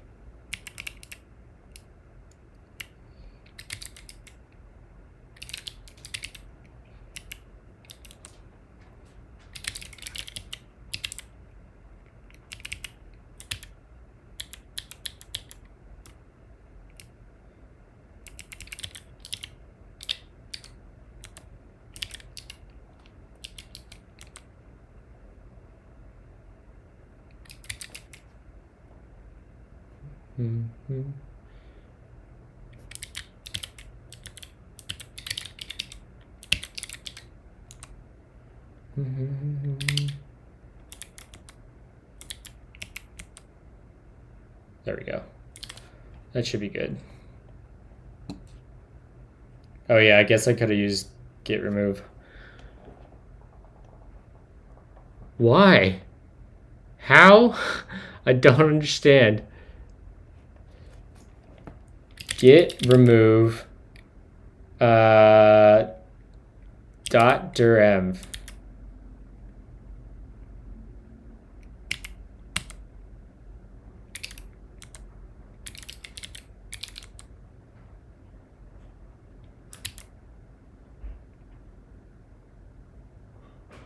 Oh, I deleted them. I must have committed that before. That's just showing that I deleted these files from the repository, which is fine. That's... God damn it, I just leaked my fucking creds. Fucking damn it. Oh my gosh. How do you keep doing that? Dill. How do you keep doing that? Because I moved a bunch of stuff around and my git ignore didn't include my creds. Ooh.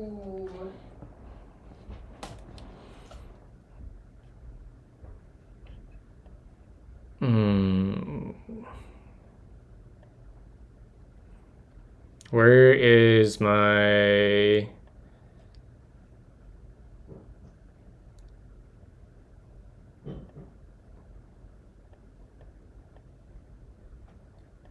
How do I roll my shit? Why is this so hard to figure out?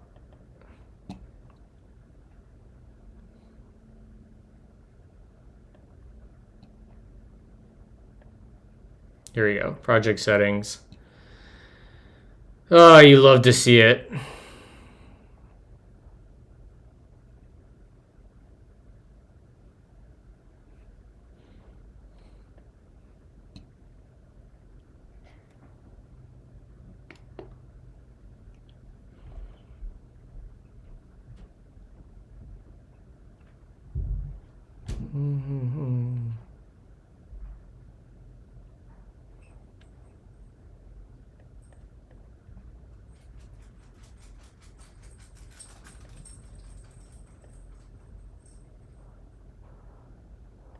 All right, 1 second, chat.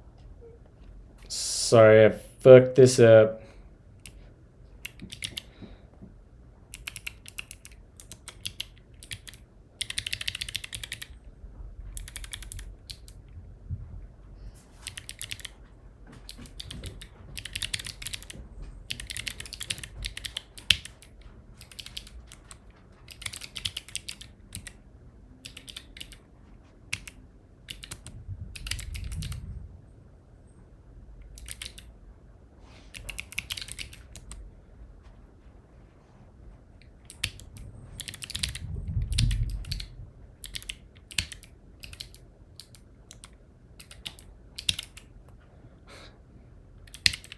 It was time for the weekly leak, yeah. It was coming.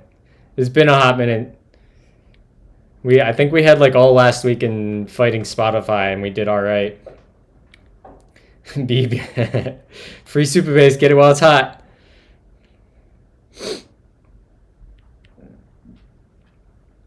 Yeah, you could do that, Kraut. GitHub probably already revoked my token, to be honest.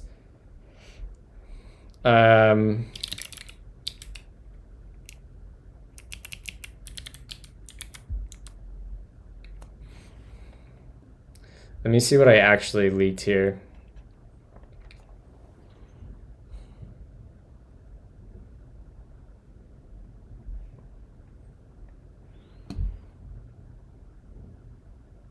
Oh, fuck, I have to...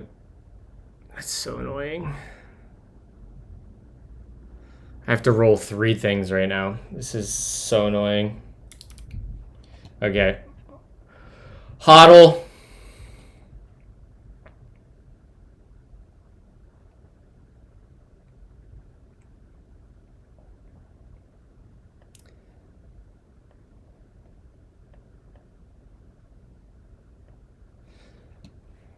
Okay, that's updated. This is not what I wanted to be doing right now.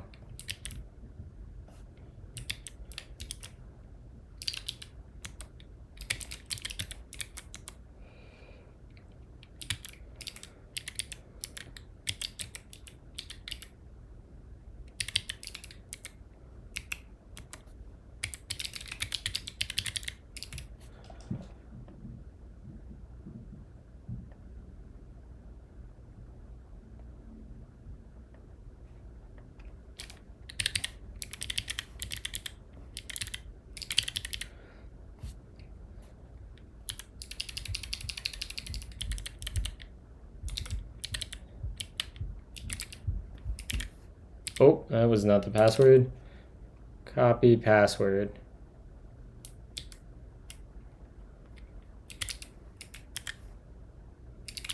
All right, got that. I need to roll my database key.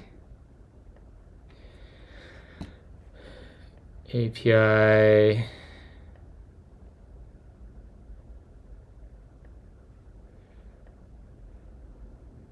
Actually, that key might be okay.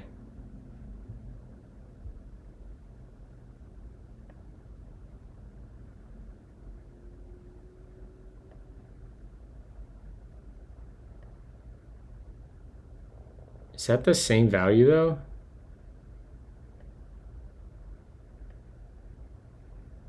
How do I roll this?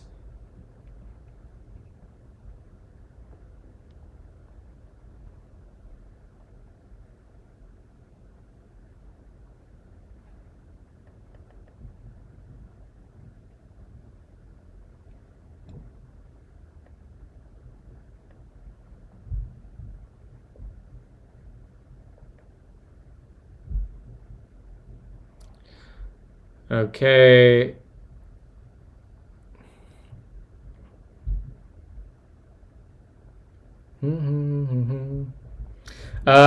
You are looking at me rolling the credentials for my app because I just leaked my tokens. Because I'm very smart.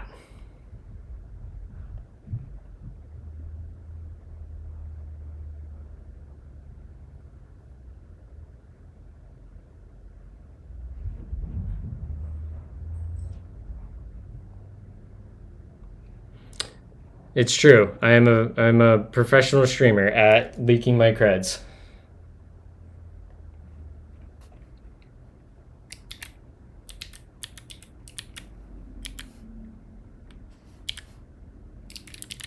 All right, we have one more thing to reset here, and then we'll be close to ready. I'll just have to update them in Vercel's environment variables, and then we'll be Gucci. API keys. Edit API key. Create API key.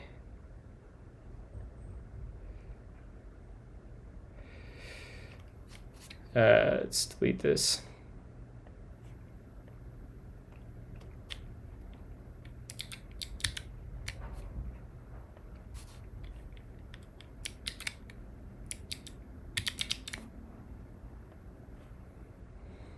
Create API key, onboarding.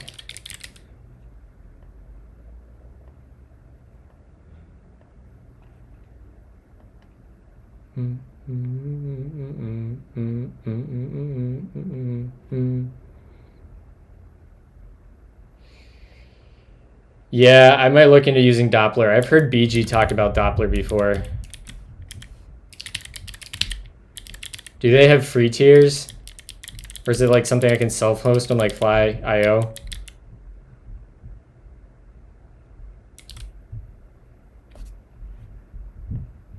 All right, last thing I gotta do is update my environment variables on here. I'm almost done, chat. We're super close to being done with this.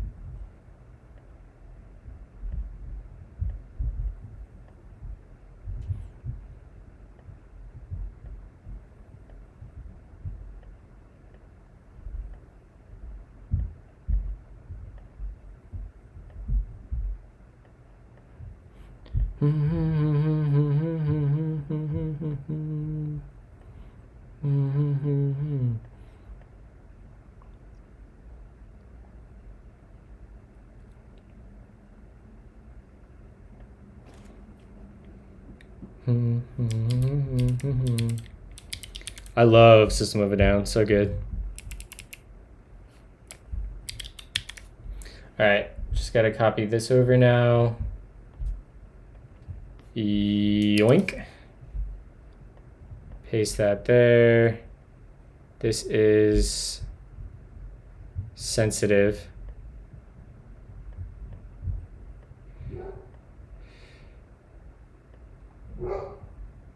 Save.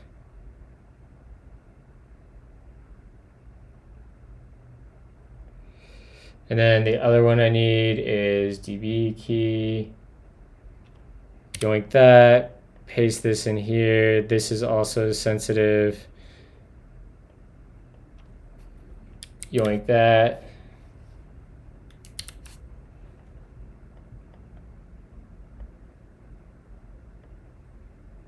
And finally, we need our resend API key. Yoink that. And that'll be that. Oh, we have a, oh wow, I forgot about that other one. Yoink.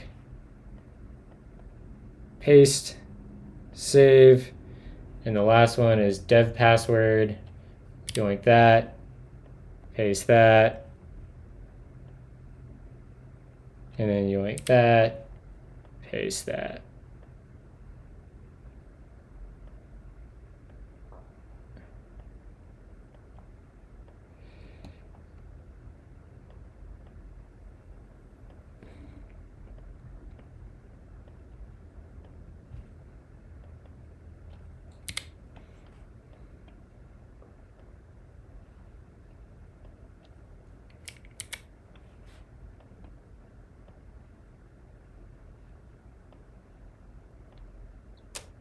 Okay, we should be, let me just get out of here before I leak my shit again.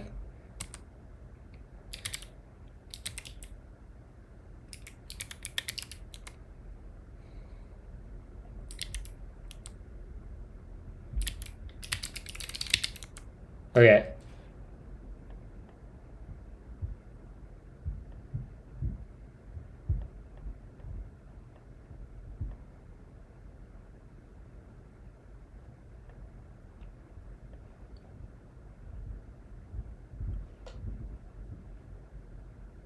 Okay, view changes. That looks good.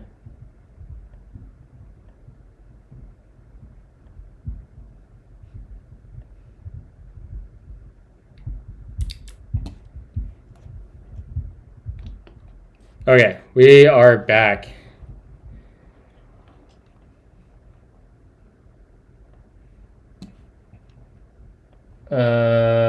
Why is GitHub being so brutally slow here?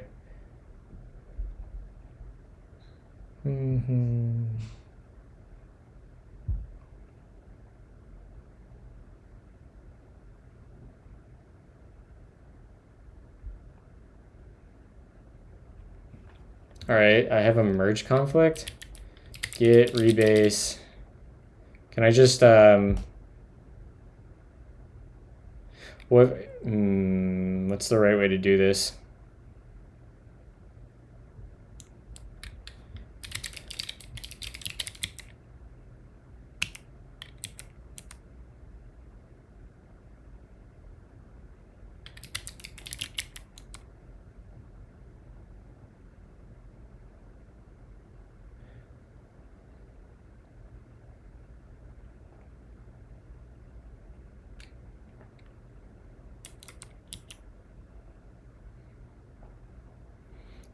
All right, we have merge conflicts we have to work through because I just moved everything around, but it's all right because we know we can delete basically everything in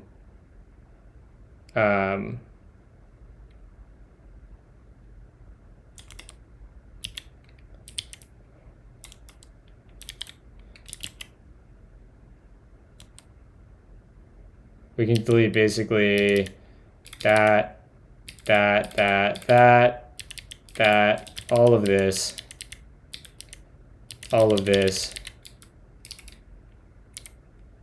and now there should be no more merge conflicts. Yeah. Come on, Nix. Get your shit together.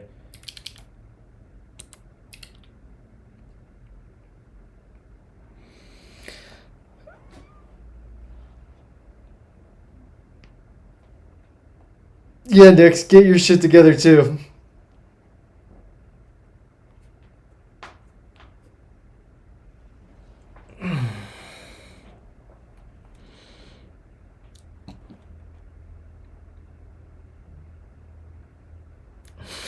Some people use dedicated Git programs. Real Chad's a grep for facts. That's how you distinguish a senior dev from a junior dev.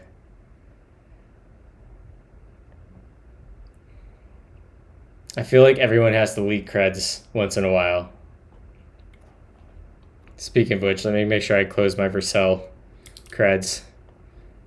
Let's just go ahead and close out of there. There we go.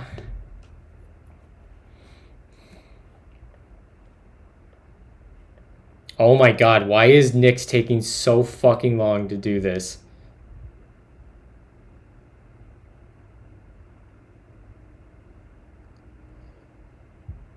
Thank you. Good lord.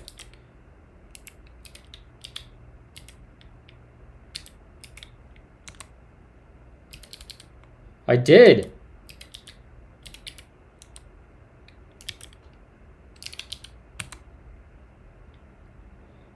All right, this is going to be...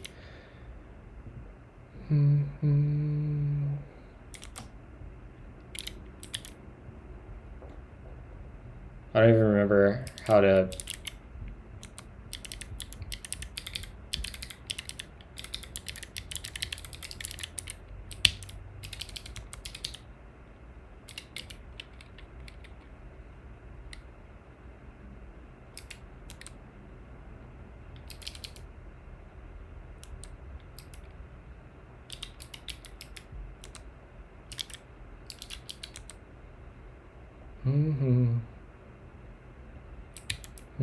That's okay.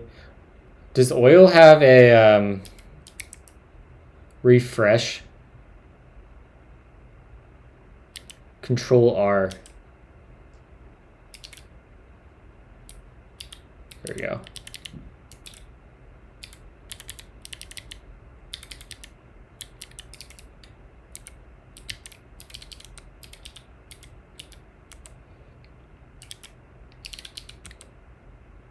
This is going to take so long.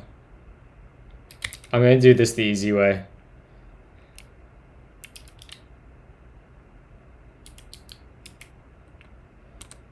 I'm just going to set... What would be the git command to just force main to be developed?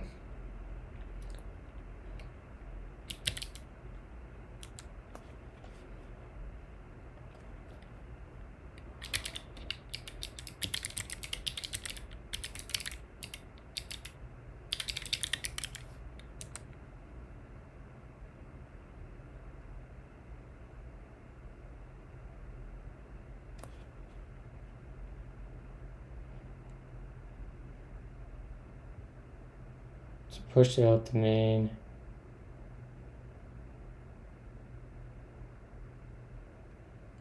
Ah, clever.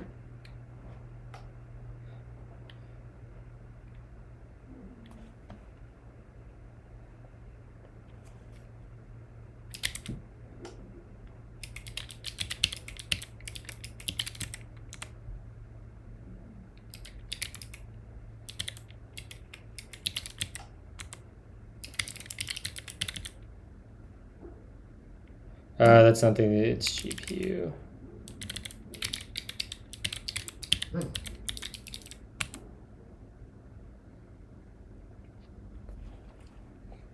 That'll do it, chat. We just nuked main.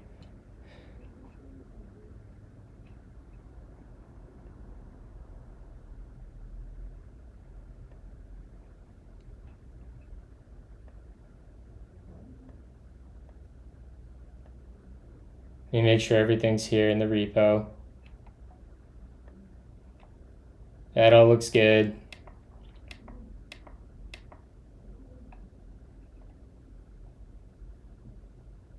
All right, and we don't have a .mvrc in the repo, right?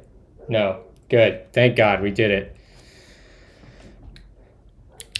Okay, so now we're gonna go in here and we need to add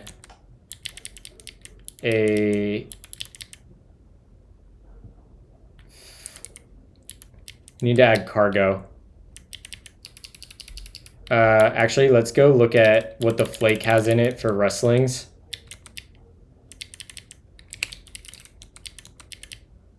So I'm pretty sure there's a flake in here. Yeah. We want to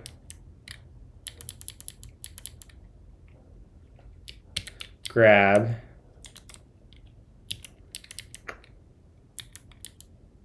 Cargo build inputs. Right now, I don't care about building with Nix. I just want it in my dev shell. We want cargo, Rust C, Rust analyzer, Rust format, Clippy, packages, Rust platform. Is that really what we need? I'm just going to yoink this. And we're going to do a split. And we're going to quit. Nope, that was dumb.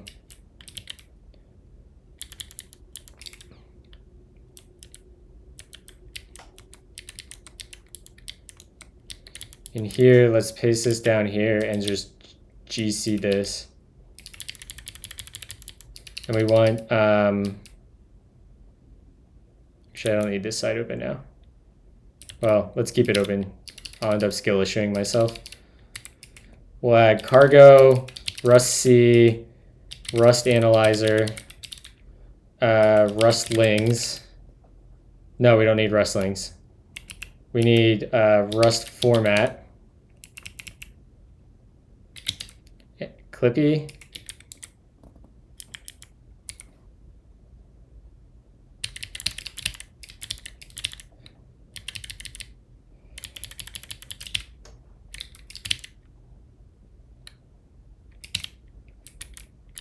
and where does cargo build inputs come from?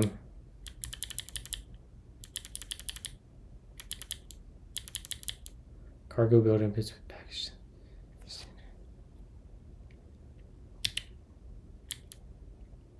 Functions describe the world. Do I need that? I don't know.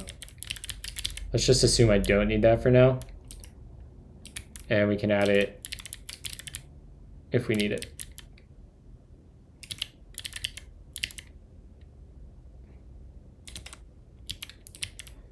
So dir and allow, this is going to take a minute.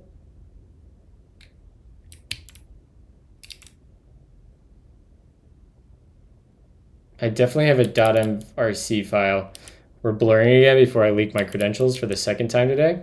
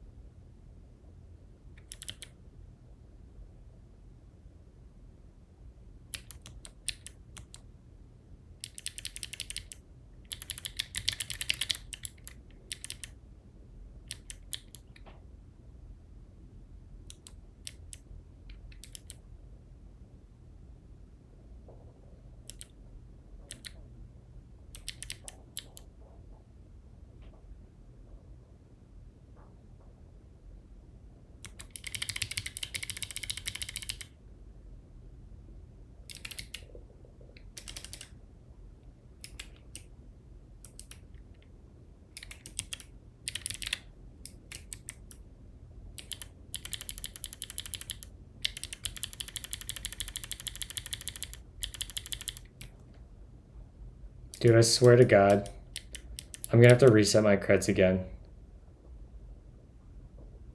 No, I won't.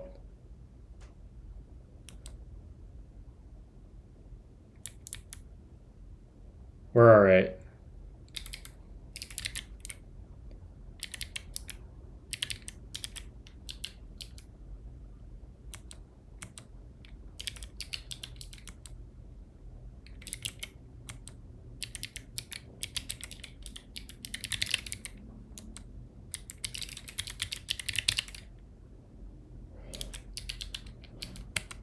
All right, there we go.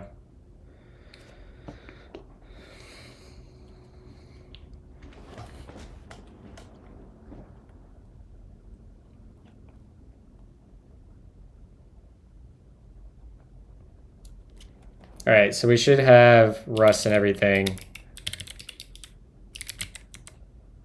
All right.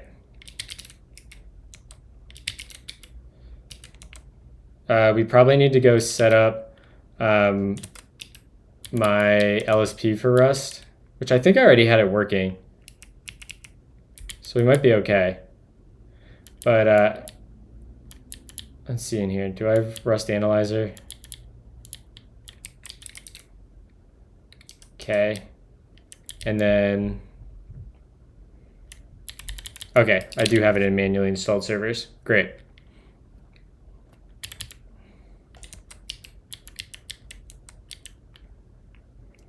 All right, change directories into packages, and then we want to go into job processor. I'm assuming I need to do, let's see here, cargo init.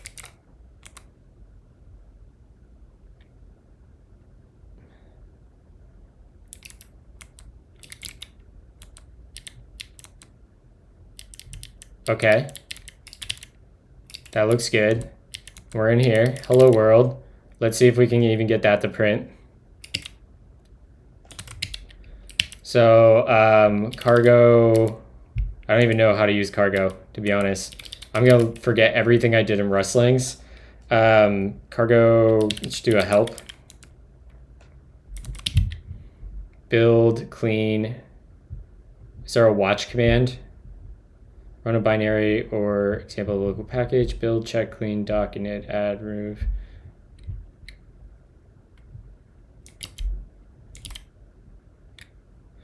So it'd be like cargo run. Functions I just do cargo run. describe the world. Oh, I need to change directories into packages and then job processor. Cargo run. Bacon is for watch. I don't know what that means. Hello world. Great, we did it. So we need a Postgres package to start. Man, this is gonna be a learning experience for everybody here. And by that, I mean me. You guys are gonna get to see me skill issue for like a week trying to write Rust.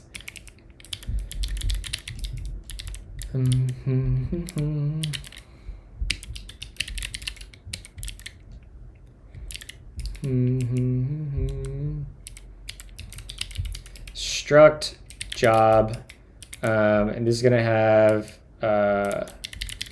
actually file not included in module tree. What does that even mean?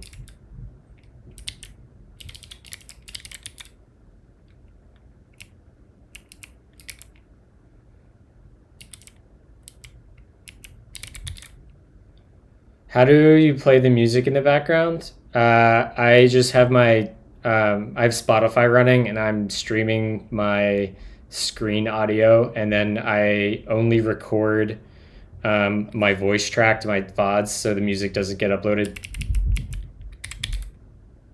Pub mod? Okay, yeah. Oh, God. Everyone. Maybe I should go through Rustlings again. Do we think I should go through Rustlings again? I kind of thinking we should do Rustlings again.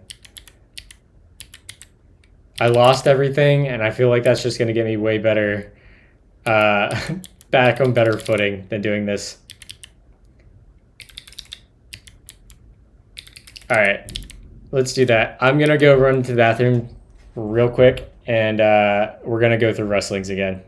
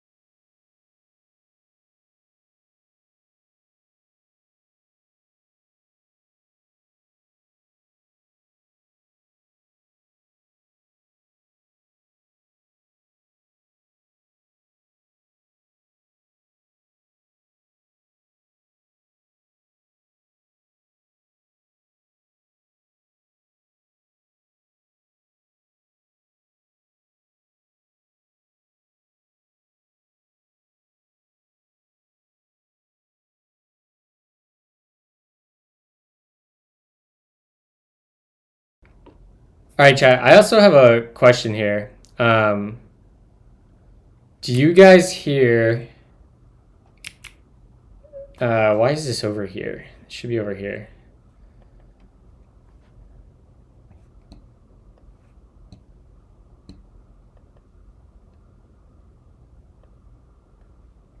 Do you guys hear a sound difference between how I was earlier in stream and now?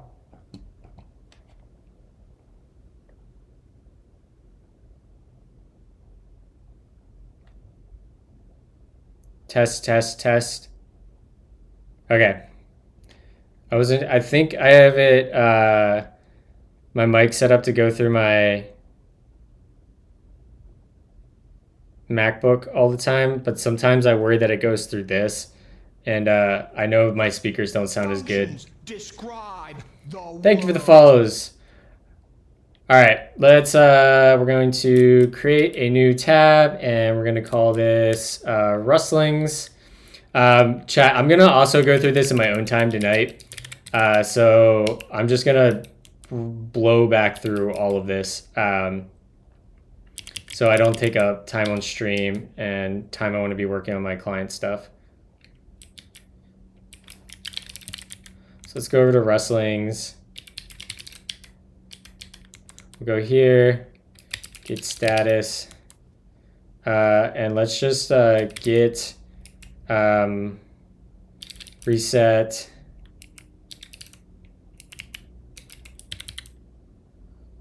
hard origin main. Or maybe we just reclone it, right? That's probably the way to do it.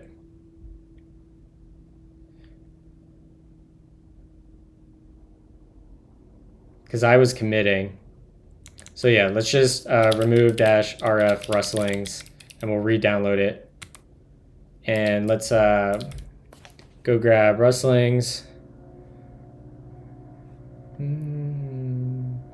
Close tabs to the right. And we'll go to rustlings.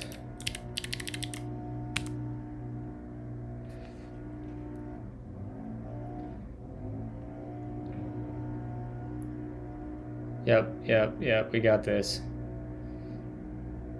I want to get the repo. So I want to go and delete my repository of rustlings.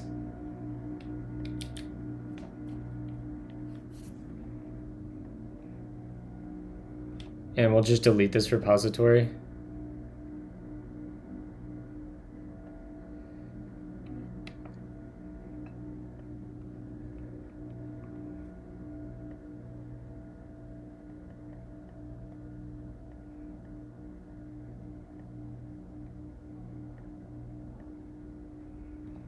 Really?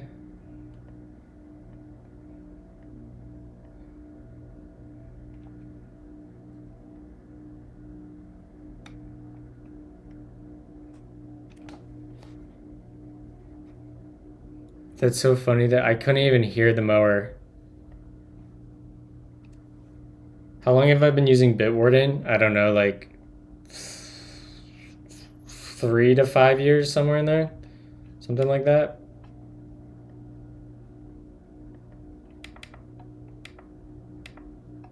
So let's go ahead and fork this now. Create fork. And we'll go clone that.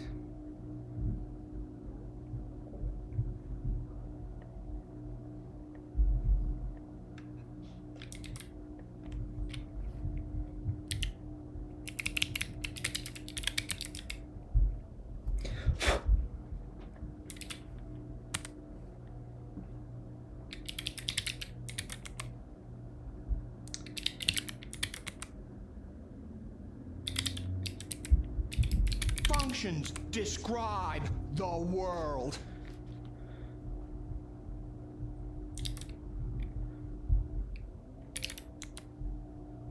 I thought Rustlings had a didn't Rustlings have a flake in it?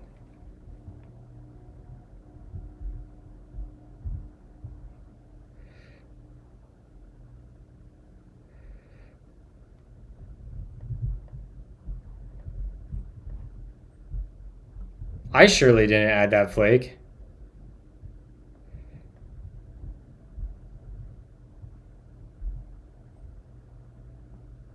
Badger, I really like the Voyager.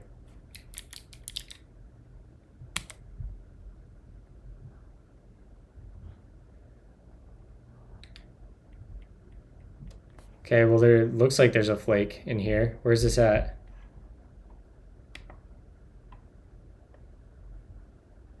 Is there a Rustling's website that like I must have installed this differently before. I must have done something like hold on.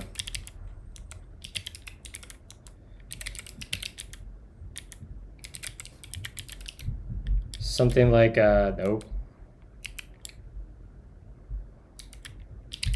Cargo, I guess. Yeah, this is looking familiar.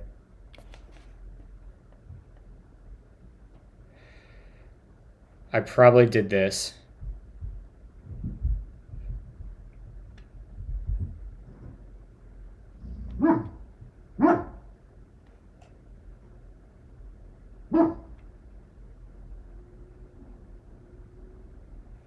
Yeah, I'm going to. I think running it this way will generate a repo with a flake in it.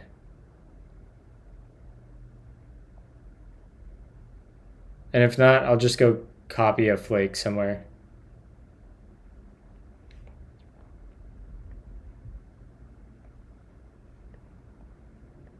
This is just going to take a minute. But let's go.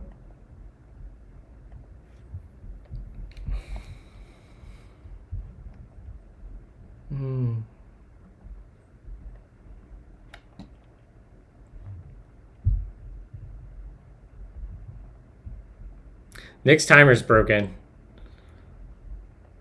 I don't know why.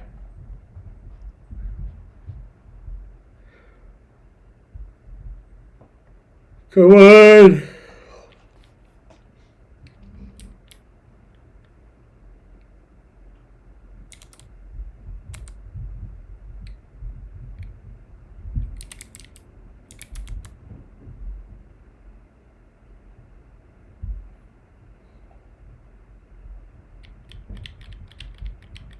There we go. So if we do cargo install, I guess I need to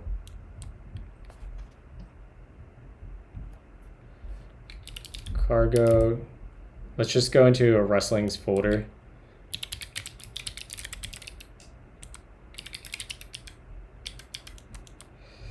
Cargo install Rustlings.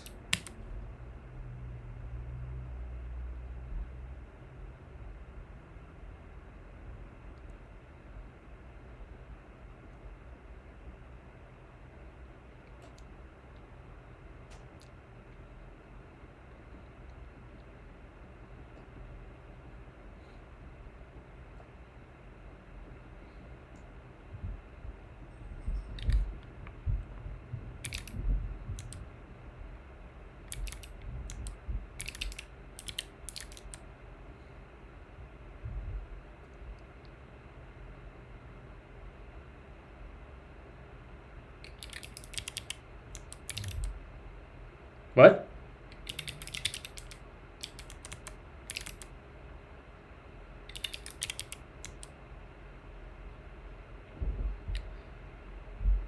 Can I repeat what I remember about Rust while you set this up? Oh, it's Rustlings init. Ah, right.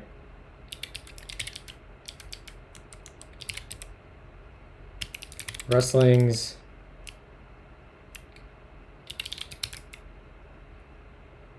Why? Oh, I'm kind of remembering this now.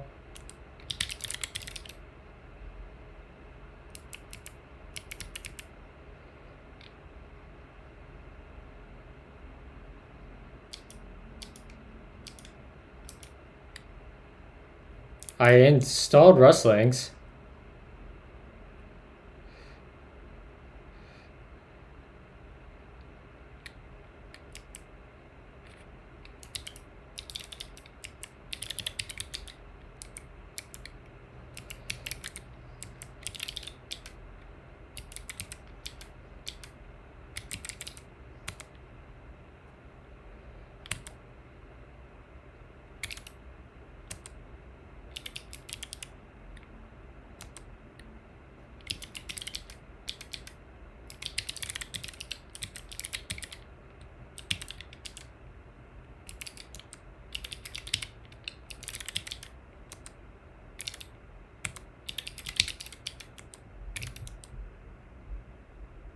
I don't know where the fuck I got that flake from.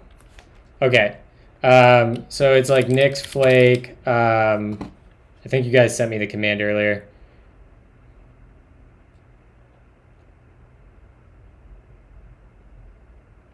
Where is it? Nix flake templates. Nix flake show templates. Nix flake show template. I just want Rust. Nix flake. How do I init? Is it just like Rust?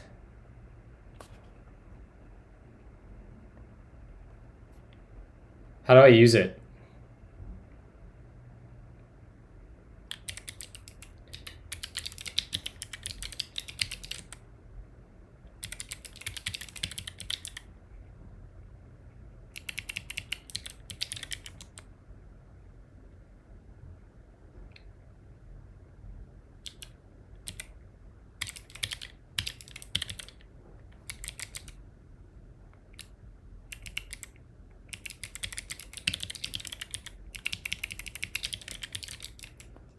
Oh my god, what the F is that?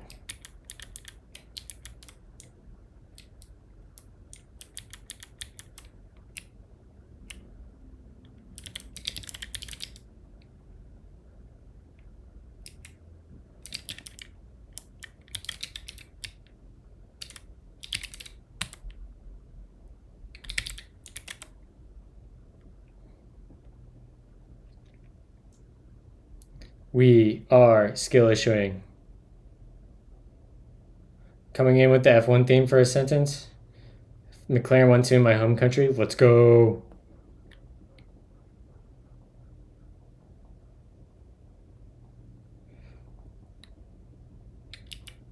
All right, so now we should have. All right. So we should have cargo, right? Like we should have cargo in here. We should have Rusty. Yeah, okay. Bet.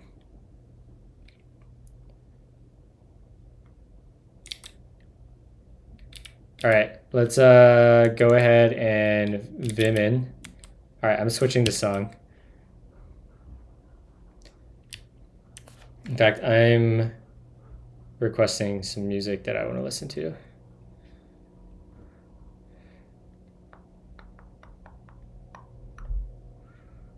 Functions describe the world.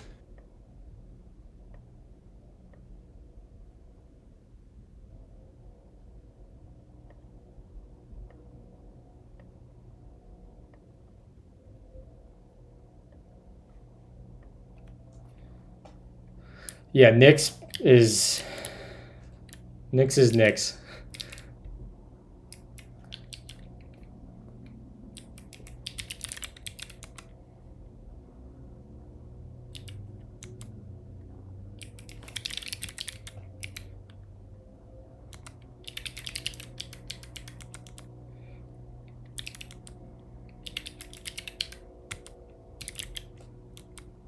All right. So now we're here. We want to go to exercises, intro. Here we go. README. Rust uses print line per macros to print consoles to the text. Yep. That looks good. Intro 1. I guess we probably have to build, huh? So let's just open a console. And we'll make that smaller. And we'll do cargo build.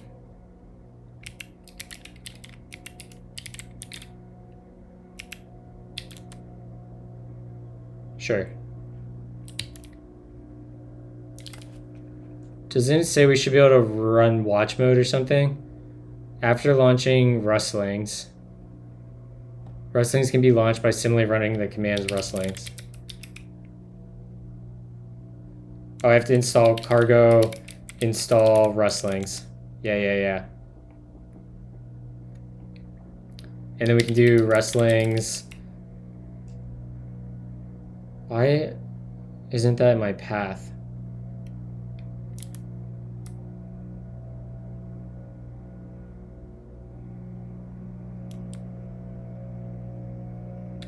No, I don't want to init. I just want to run it. Here we go.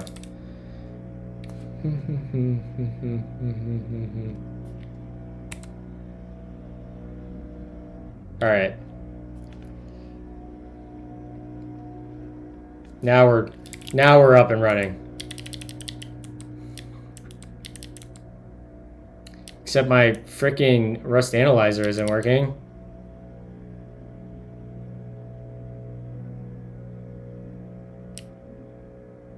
How did I do this last time? I had this perfect last time.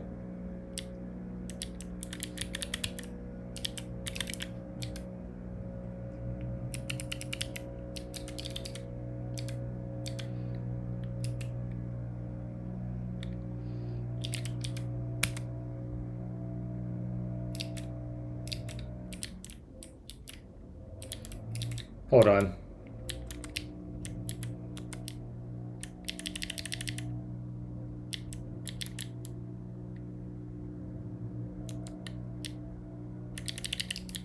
We wanted Rust Analyzer in here.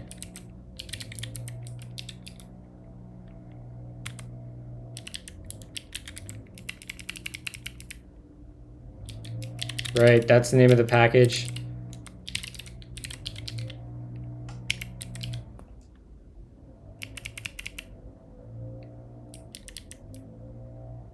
Functions describe the world. Yeah, I know. I fucked myself up on that one. I should have just, like, went back in history.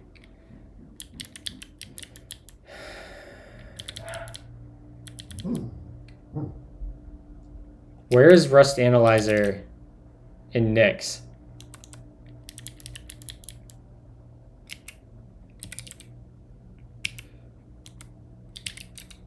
Rust packages.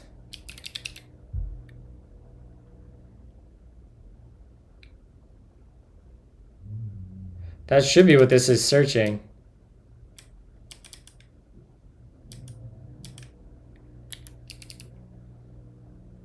What is...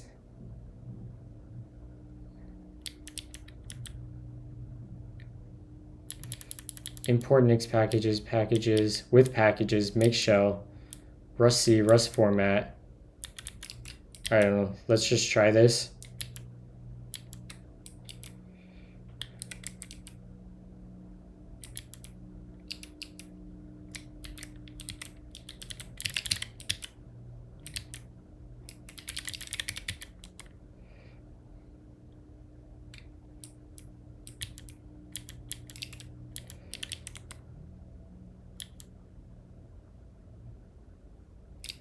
Like, I don't think I need either of these.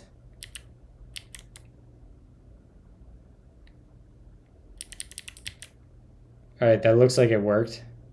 Right? We didn't get any errors there. Yeah. All right, let's try again.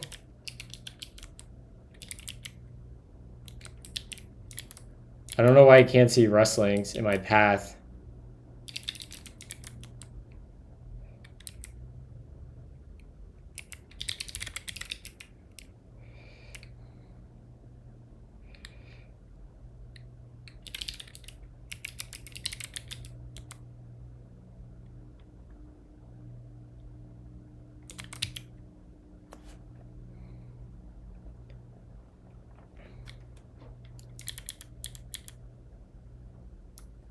Whatever.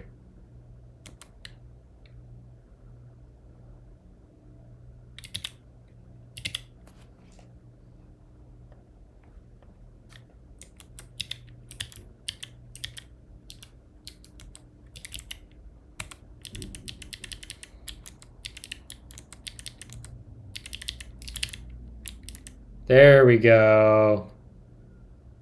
That looks better.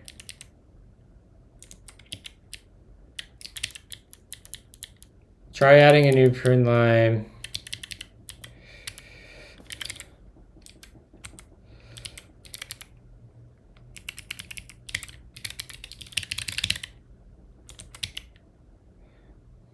In fact, let's actually quit this, and we're going to kill that, and we're going to instead open this over here.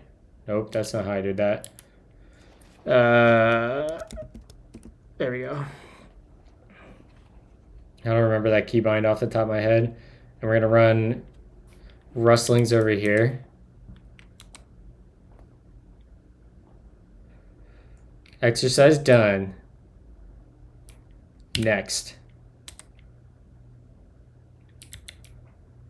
All right, so to exercise 2.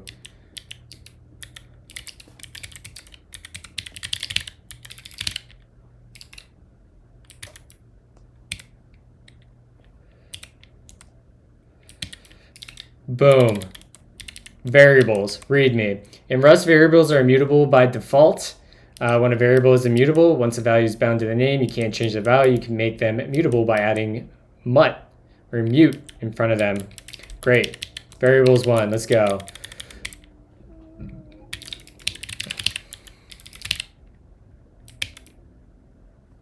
Great. They definitely changed the command line because it didn't have this hint stuff last time. So we go to variables 2.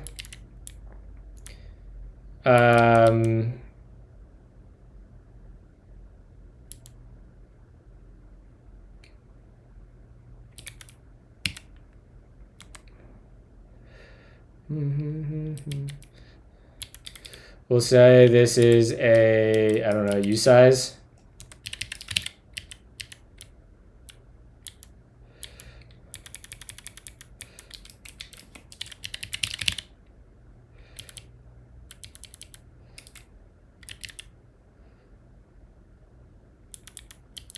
Is that not how we do it?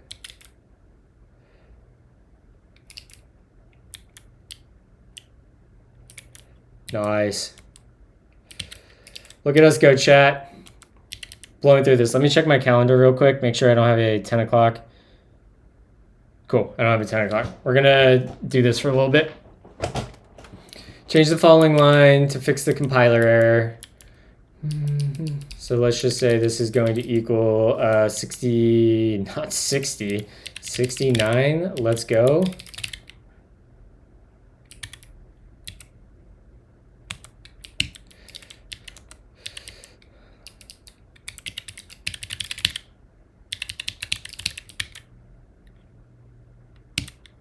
Goat. It's almost like I had a pre-read. 3, don't change this line to do fix the compiler.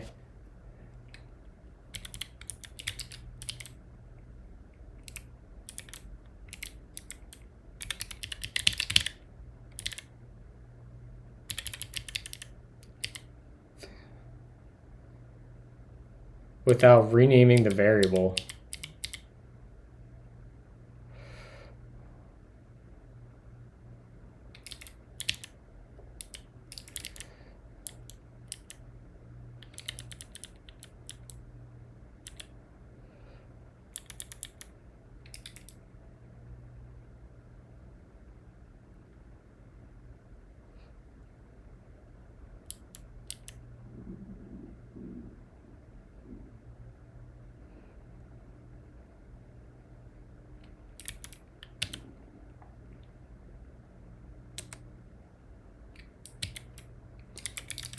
Just let? Oh, okay. That makes sense. Okay, so I need to let the shadow it, and if I want to shadow to a new type, that's what I have to do. Got it. What are we on? Exercise 7?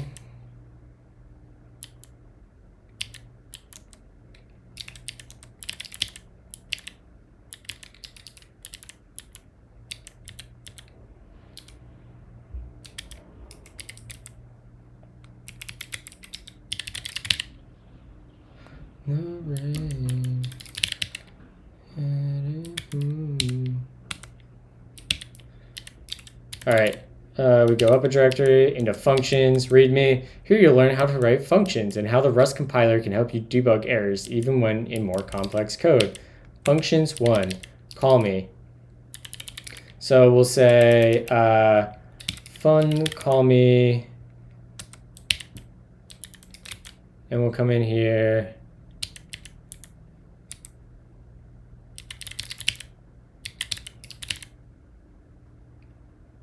So fuck. He liberated. Over medicated.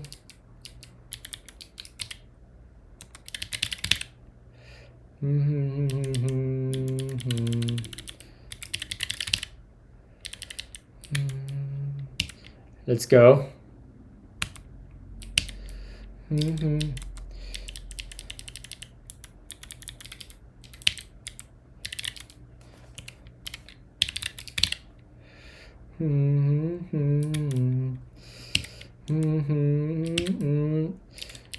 Then nobody. The store is having a sale. If the price is an even number, you get 10 Rust bucks off. But if it's an odd number, it's 3 Rust bucks off. Don't worry about the function buys and send. We're only interested.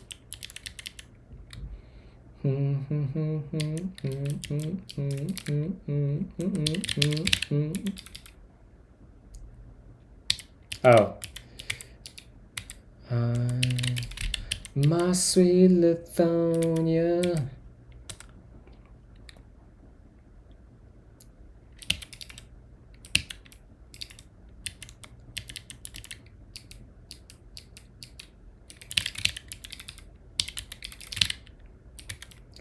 Goated.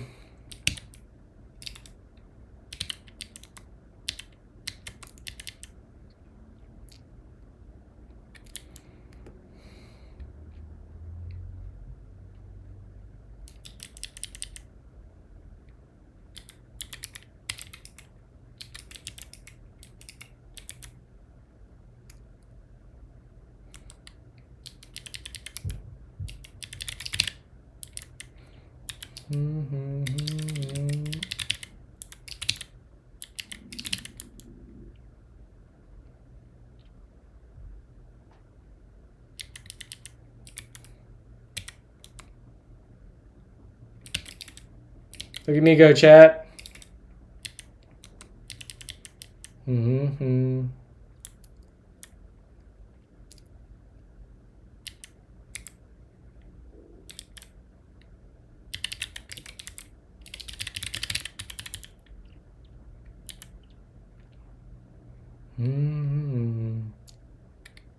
All right, foo fizz. Okay.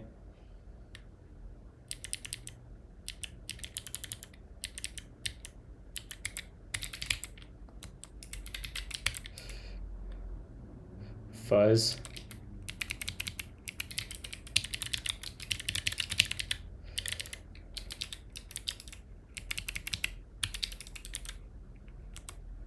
And then we want Baz.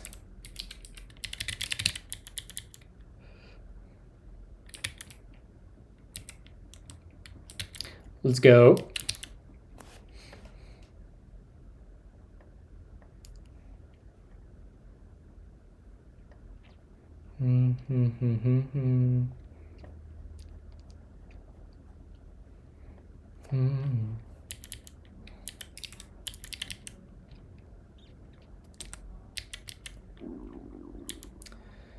Fix the compiler error in the if statement below. Okay.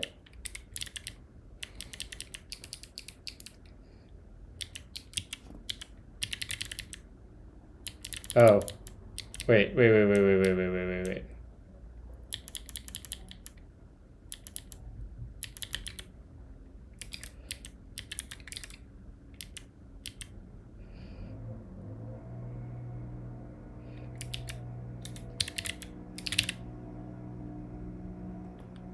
Yeah.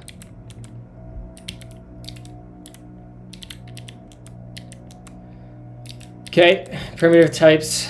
Let is morning, if morning. Define a Boolean variable with the name is evening before the if statement below. the value of the variable should be the negation opposite of is voided.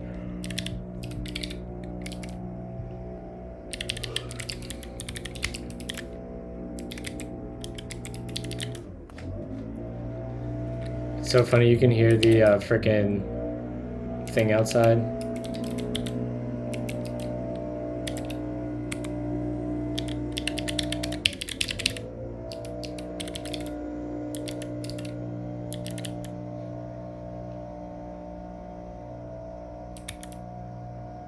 What?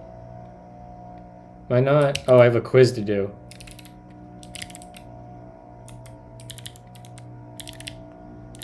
This is a quiz, variables, functions, if. Yeah, okay.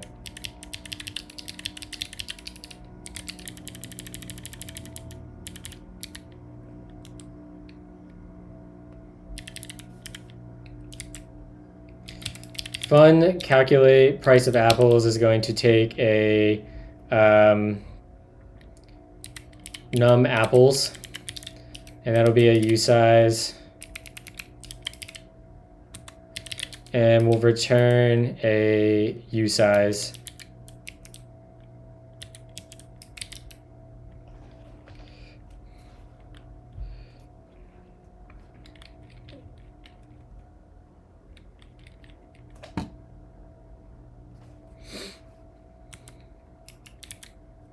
And then, okay, let's come in here and see what we got to do. An apple costs 2 rust bucks. However, if Mary buys more than 40 apples, okay, if num apples is greater than or equal to 40, we come into here and we'll say num apples else. We're going to return num apples times 2.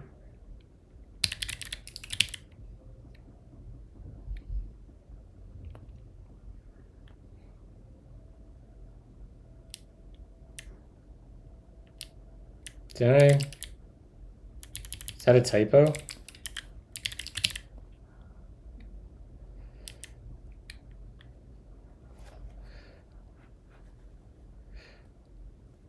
Oh, more than 40 apples. There we go.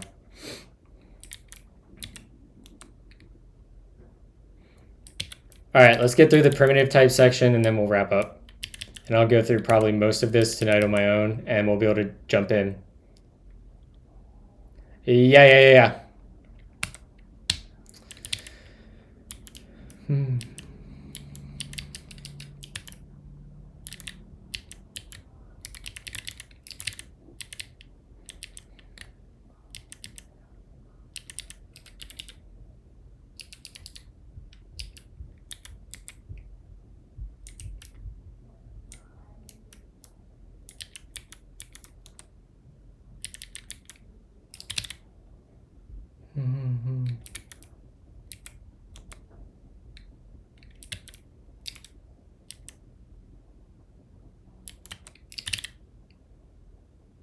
Wait, isn't this done? Yeah, I just gotta go twice.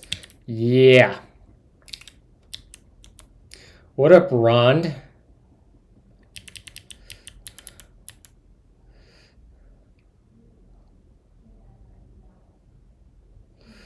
With at least 100 elements in it. So I forget how to do this. So let's go to the Rust programming, data types, U32.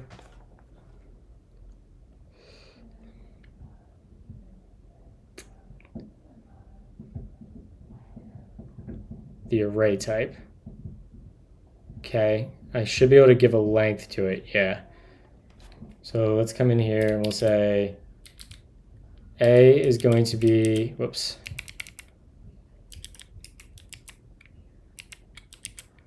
A usize of 100.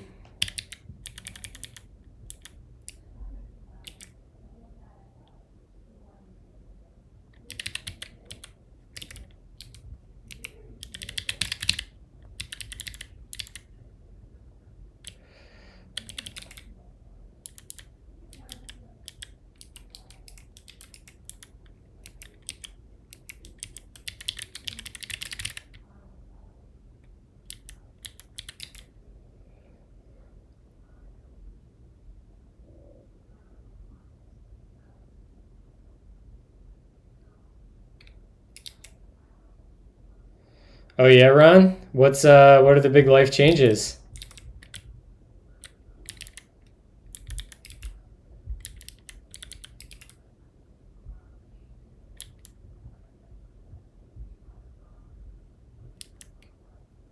What is the right way to do this?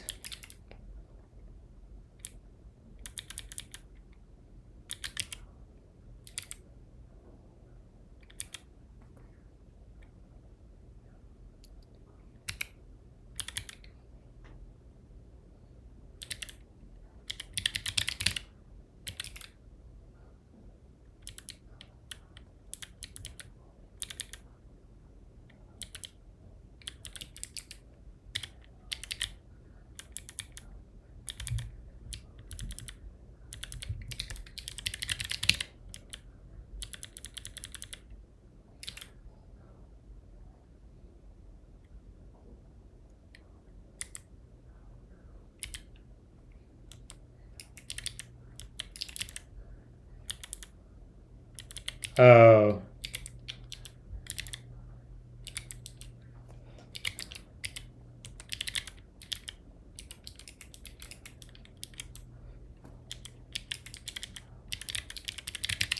Like this?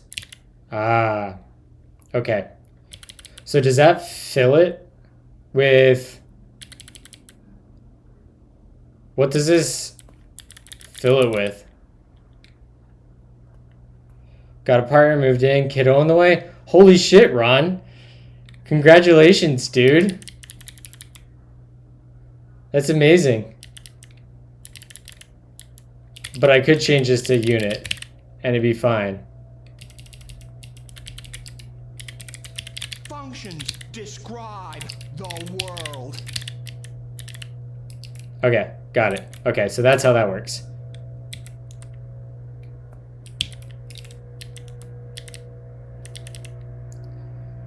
Create a slice called nice slice out of the array A so that the tests pass.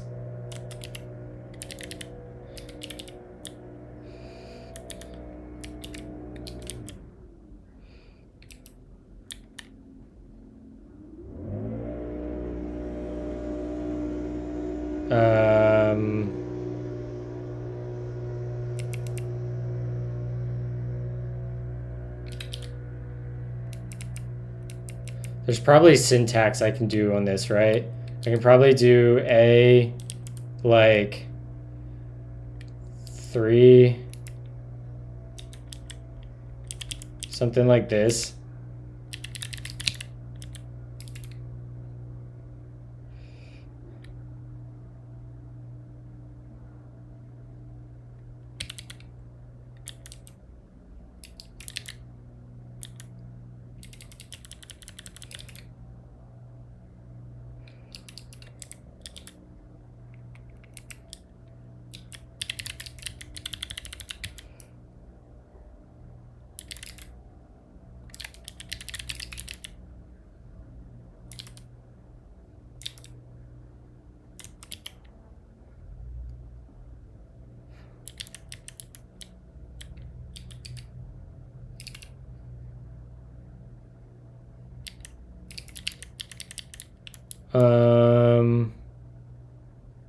Two.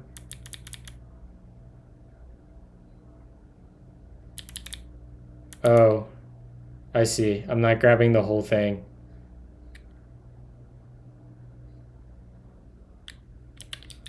Oh, it's because, dude, I'm so dumb.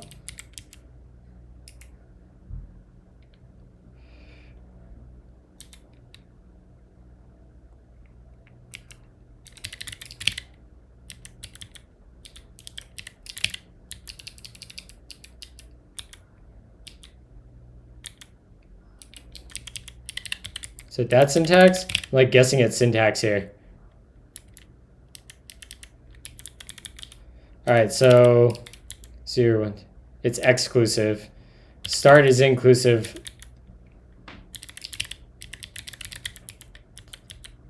Inclusive, exclusive.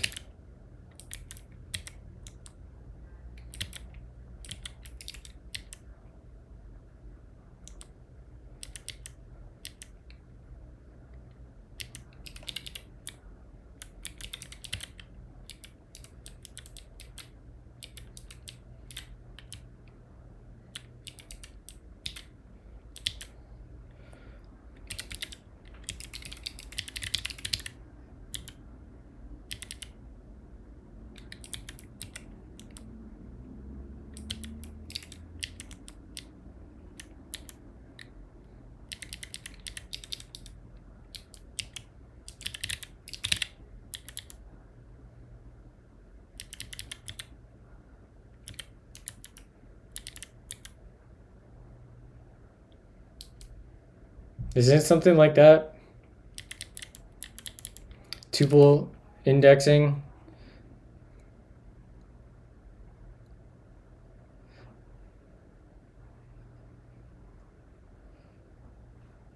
Oh.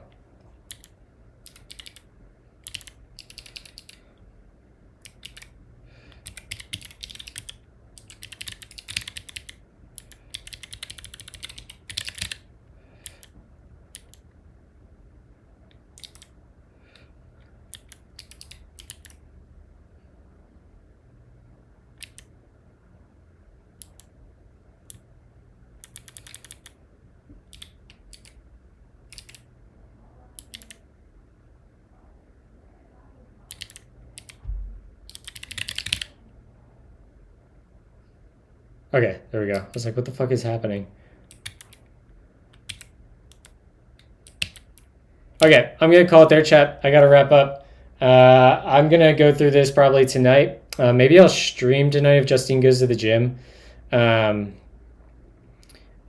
we'll keep working through Rustlings again, and then jump into building the actual stuff later this week.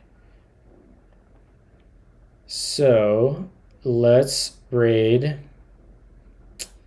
Who we got? Low level learning is on with Prime. Let's do that.